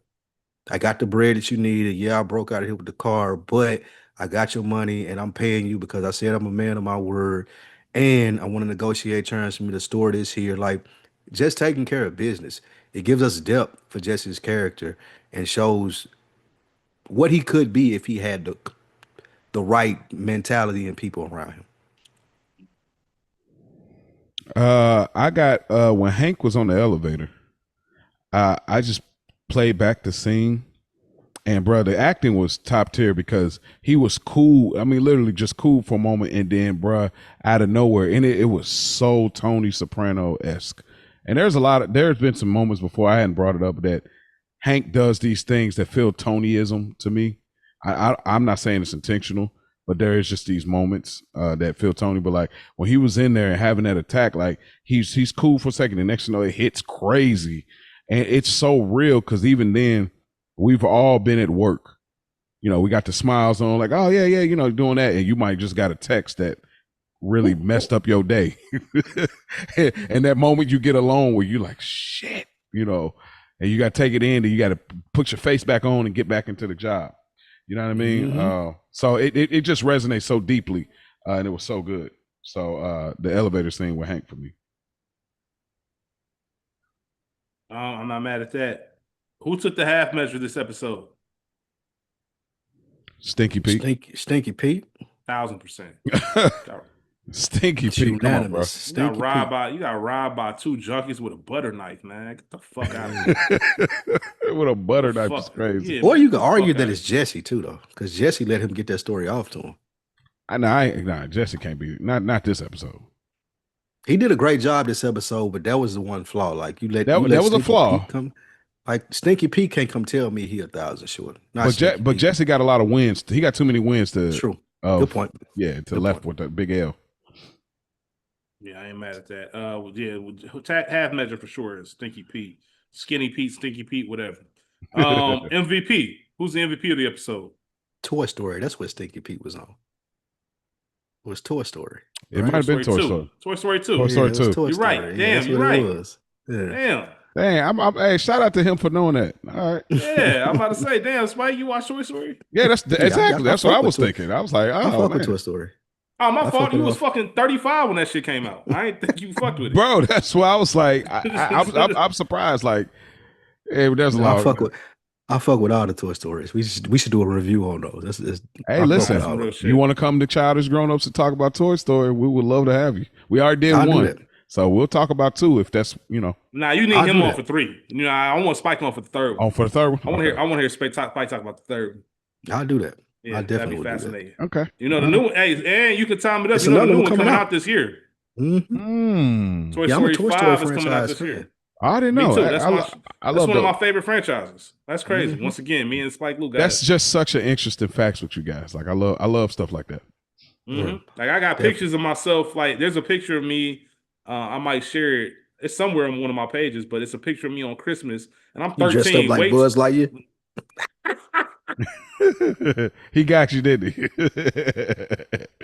To hell infinity and beyond. And beyond. Maybe if I was six, but now I was about 13, and it's me opening up Toy Story 2 on VHS. Like I got it for Christmas. Fire. That's how much I fuck. That's how much That's I fuck with fire. that All right, movie. Like, we're gonna bring you back for Toy Story 2 then. yeah, man, I fuck with all the Toy Stories. So that's funny that once again, shout out to Spike Lee. Did we pick MVPs? No, we didn't. All right, MVPs. Who we got? I got to give it to my man Jesse. I got to. I mean, I get it, but he set his demands, and for the most part, he was successful with a small. He took a small L. You know what I mean? But he was successful. He got a crib. He got his RV back, so he got his lab back. He got a whip. You know, he got a potential love interest. You know what I mean? And he got a crew, so he making money, and he set his demands, and Walt had to get with the program. He told Walt, "Hey man, nigga, shut up and dribble." You know what I'm saying? And he got it off. So I got to give it Jesse. I don't know how many times he's gonna get a lot of these. So I got to give it to him when I see his fit. Man, I'm proud of Jesse this episode. Just to not make it chalk, I love Jesse's performance this episode, but I'm gonna go with Jane. Overlooked the bummy, dusty, meth head, meth seller ass nigga. He had cash, you gave him a chance. It's people like her that, continue to let people like Jesse survive in life, giving them It's true. chances, That's letting them true. prove themselves, letting them show, like letting them build up their credibility. I thought that was dope. I thought that was the reveal, a presentation of a dope character that we'll see more of. Like you said, she lived next door to him. So I thought that was a stellar first performance by Jane. I love every point that you made, Mo, and I love Jesse in this episode. His fuck up was way too big to overlook. I just can't. I know I can't. I'm not shorting my man's. I'm not letting Skinny Pete come back with that story. I just can't do it. So I can't give him the MVP for that. Dare I say, and I hate to do it, I got to give it to Skylar because Skylar was caught. Skylar was caught dead to rights all throughout the episode, and she worked it. She was able to get out of it. She was able to like give Walt back what he was serving. And how long she been trying to get this apology out of Marie? She finally got it. Like I got to give it to Skylar. She got the hospital shit together. Yeah. Nigga, I got caught with cigarettes in the fucking toilet, and you can't say shit to me about that. That alone is some gangster shit. Pregnant. I'm smoking pregnant. She told her sister, if you don't apologize, it'll never be the same. Never be the same. Straight up. Yeah. Hey, you have Walt Senior over the crib talking about she asked about you.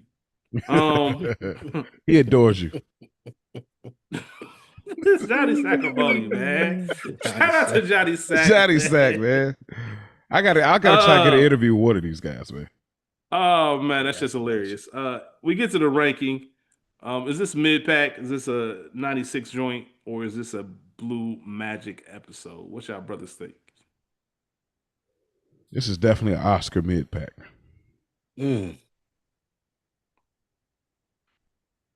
a high level mid pack. For what Breaking Bad is. It's a great episode of television, but within the Breaking Bad world, it's a mid pack. That's the lowest one. That's the lowest one. The Oscar. This is the Oscar mid pack. And if y'all know what I mean by Oscar mid pack, if y'all don't know, I'll tell you. They're here. You'll hear it again. It's You Got Served. When he's asked for, hey man, can you get your cousin Oscar, man? What's up with Oscar? And then Oscar came at the pump it up, and he was super mid with his dance moves. Like, so that's where I start saying it's an Oscar mid. You don't know what you're talking about, Mo. Well, that's because you're too old. I know, bro. It's passion. He know Toy Story. I'm saying, I'm saying it might be because I'm too old. I have no idea what you're talking about. Rich, he the movie guy. He know what I'm talking about. But yeah, but that's funny because the thought of Spike Lee listening to B2K is hilarious. Like Yeah, Oh man, Spike Lou and his whip talking about some bump, bump, bump. Like that alone is so funny. So I it was is. it was It over is. with. It was over with.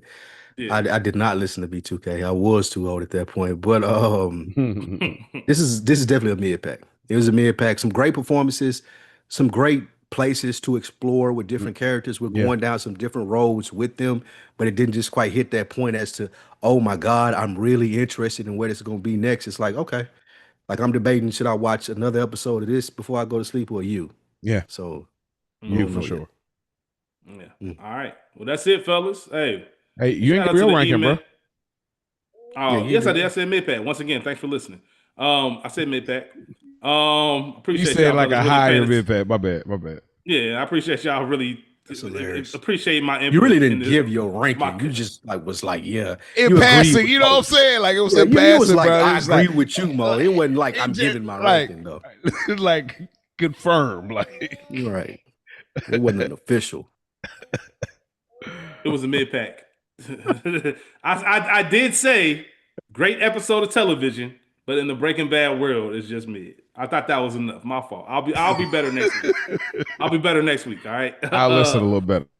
Yeah. But that's it. That's our episode, man. We appreciate y'all. Thank you for everybody who left a comment. Thanks for everybody who left the email. Hey, Amaker, our guy Acid Jax. We appreciate y'all. Please, we want more of your chemical reactions. Let us know what you think. Things are about to heat up. Next episode is going to be a really good one as Oh, far I as might Breaking watch it Bad. tonight. And we're gonna go ahead and try. Yeah, because Jesse got to find out. Jesse got to brought the gun over. Said I expect some results. So we got to find out where these people are and what happens to them. I personally don't remember, so it's gonna be fun I for don't me either. to kind of revisit and see what actually happened and how this turns. But yeah, remember you can hit us up Instagram NMHM, short for no more half measures, underscore Breaking Bad Pod. You can DM us there and also email us at no more half measures pod at gmail.com. We look forward to seeing y'all next week and we'll be back to cooking. We out. Peace.